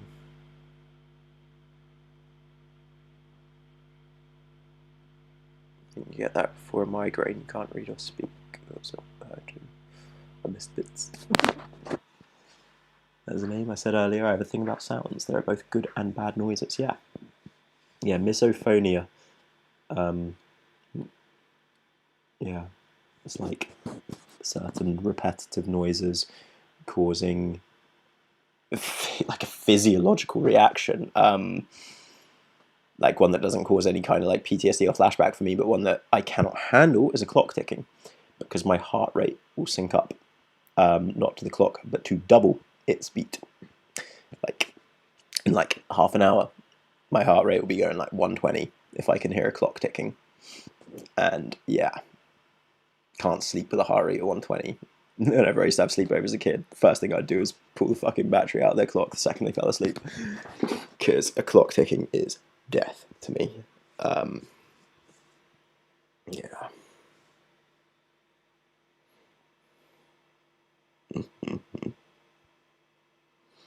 Yeah, it's a crazy thing.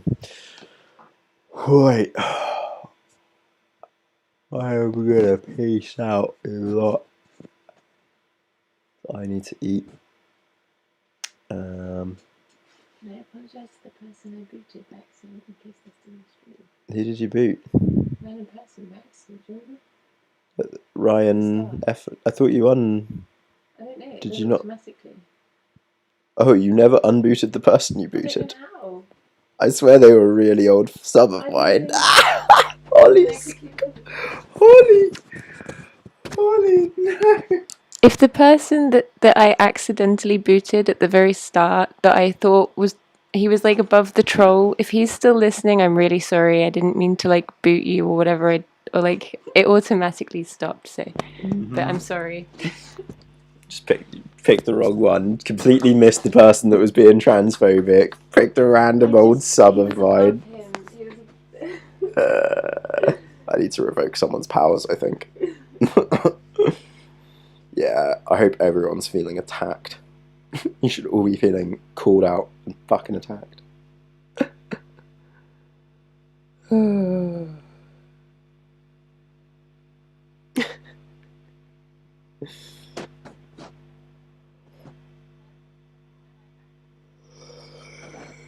Wait, which bit hadn't you heard before and now you're having a crisis? That's what happened to me when I found out about TMJD on one of like Jessica Kelgren's videos, and I was like, no, that can't be me. I refuse to believe it was me. And I go to the fucking opticians and audiologists, and they're like, you have TMJD. And I was like, oh, fuck.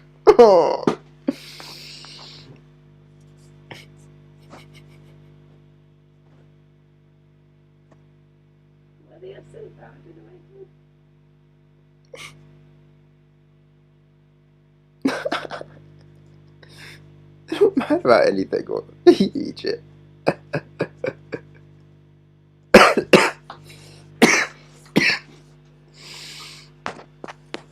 Oh my gosh.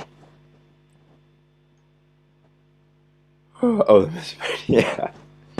Yeah, it's really common. And yet again, one of those things that people just have never heard of. And is like a properly legit thing, and it causes rage, depression, anxiety, depending on the repetitive noise and the person, and blah blah blah. Anxiety and rage, though, are the two main things for misophonia. But it's uncontrollable. It's like properly uncontrollable. Like, there's nothing I can do about feeling anxious and angry if my heart's going like for no fucking reason whilst I'm lying in bed, you know?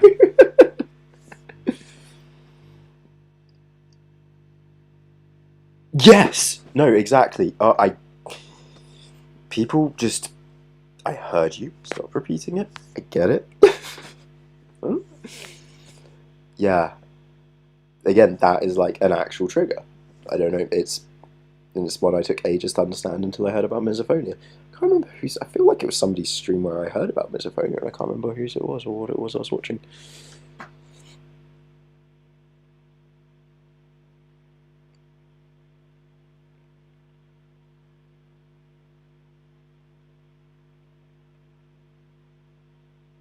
Well, of course he didn't comment again, because you booted him permanently. You didn't give him a 300-second timeout. No, I did. No, the first one you booted. No. The second one you then gave a 300-second timeout. Yeah. Yeah. Yeah. Did I? Yeah, you booted Ryan Efford or whatever he's called. Oh, no. Yeah, and he's an old school sub. Fuck. I know. Don't worry, I can do it. I will fucking unblock him. Don't worry. I'm so sorry. Yeah, he's like one of my original 500 subs. I actually recognise his name because he comments on lots of videos. Yeah, and you went and banned him in like the first minute of the stream. I wasn't in the room, so like I didn't know which one. You were just like, right, here's a guy, ban him. Yeah, I wasn't. Don't know why. I don't know what I kept saying as well. I kept saying, no, don't ban him. I even said to you like multiple times, don't do anything. I wasn't in the room. No, but you were listening. You just came on the stream and were like, there's a guy, I'm going to ban him. Hi guys, I haven't been in him off. It was so weird. It was such a weird. You were just triggered and splitting yourself. You were like, triggered, splitting. Ban hammer. Ban hammer. Pete gave me the ban hammer. I will wield it. No, I literally just clicked on the wrong guy because he was right above him, and I was. Oh god. Yeah, Holly, you had one job. Fucking Donnie. God damn it, Donnie. You had one fucking job, Donnie.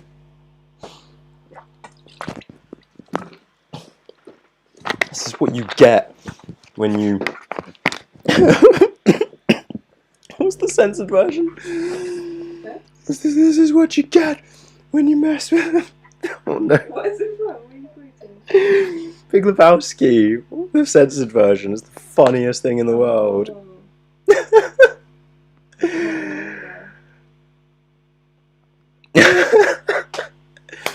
The problem is like I have misophonia, but I also have echolalia, which causes me to really enjoy repeating shit sometimes, and I end up pissing myself off. It's insane.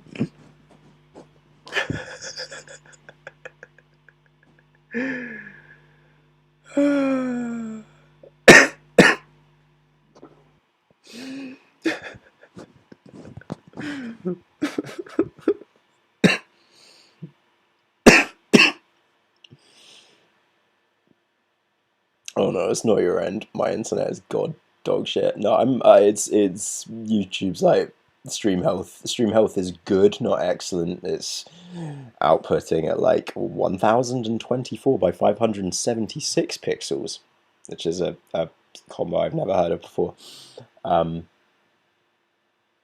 It's not 720p that. It's not 480p. It's 576. Great. Yeah, literally like every minute of the stream there's a new warning, and there's like, stream is healthy, warning, stream is healthy, warning.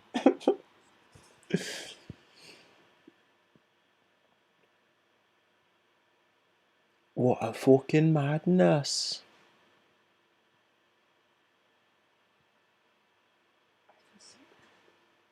Some sounds do feel nice. I totally understand that. Maybe you have synesthesia, which is where certain senses, because like when you think about it, every sense that we feel is neurons firing in our brain, certain neurological pathways connecting, and most humans have a synesthesia or two, which is where two neurons that connect have connected somewhere they're not meant to connect, and this causes us to feel or experience things in a way sometimes that we're not meant to. Classic synesthesias being things like feeling sound, hearing colour, There's all sorts. My one is I said this in the stream yesterday, but I used to literally think I could see auras at times when I was younger, because certain music would make the entire world feel blue, feel orange, or feel red. And I've never been able to explain what a song feeling like a colour means, because it's so like a sense, like a physical sense, like a sensation. It's so strange. Synesthesia. Spell it in the chat.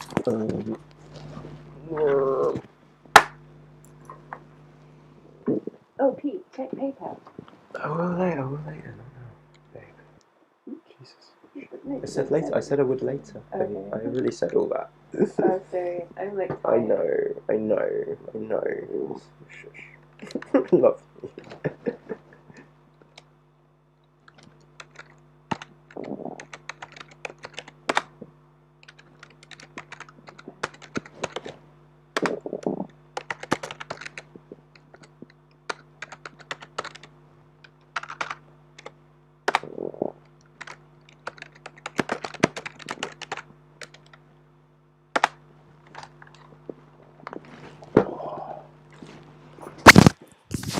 There are your words for the day.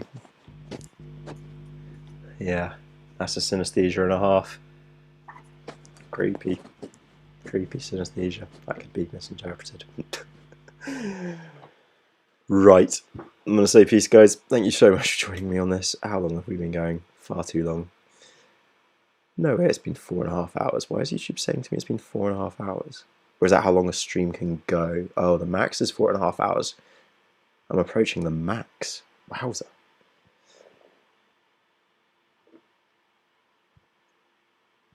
I enjoy streaming. I didn't even realise I've been going 4 hours. Nice.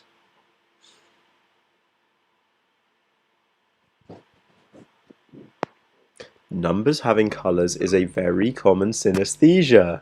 That is a very common synesthesia that is well documented. Numbers having colours, and certain letters having colours associated to them, or associating certain numbers to certain letters as well can be a synesthesia. There are very mild synesthesias, such as that, where it's literally just a very tiny neuron getting mixed up and going the wrong place. And then there can be much larger synesthesias, such as people tasting colours. There's really weird ones out there. Yeah, it happens for the same reason that sometimes you might get like a twinge in your like back and your scratch there, and then you'll get like a twinge in your spine, or sometimes you get a twinge in your knee and it causes like a twinge in your back when you scratch it or whatever. And that's where these nerve the actual nerve fibers they cross over each other within your spinal column, causing the sensation of touch in one place to cause the sensation of touch in another. And again, the most common one being for people, I think, is like neck, shoulder area, connecting to like one around the lower back, butt, spine sort of area, coccyx area. There's often lots of mix-ups between our nerve endings, basically between the top of our body and the bottom of our body. And the same can happen with senses, which causes synesthesia. Madness.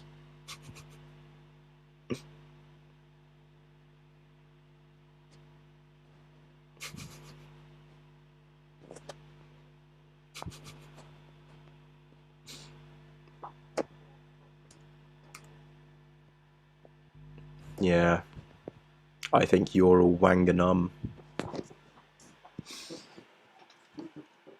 Oh god, I love that Michelin web look. Never been more relevant than now either. Oh god, shut up, Boris. Fucking hell. Right. Don't forget to like and shit if you haven't liked yet. You're back.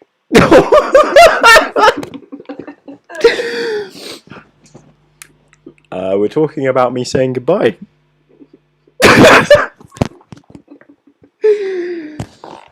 The timing on that one was perfect, dude.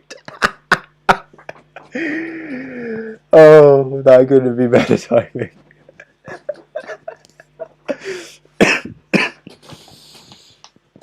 Oh, thank you for joining me again, guys. Gonna try and stream tomorrow If you don't know what number wang and wanganum means, just look up. My name's Jeff. You were such a Jeff. Jeff, that's the most Jeff maneuver ever. God damn it, Jeff. The most Jeff maneuver ever. My name's Jeff. Sorry. That tickled me, fuck's sake. I might not stream tomorrow, I might tomorrow, we'll see. I'll let you know, depending on how my throat is. That's been a real one. Was this day 3 or day 4 in a row? I think it was day 4 in a row. Streamed 4 days in a row. You boy. Yeah, really good chat tonight, guys. It is nice knowing that we're not alone. Nice knowing that we're not actually the problem. And, yeah. Maybe our English teachers were right at school about the whole text meta-analysis thing.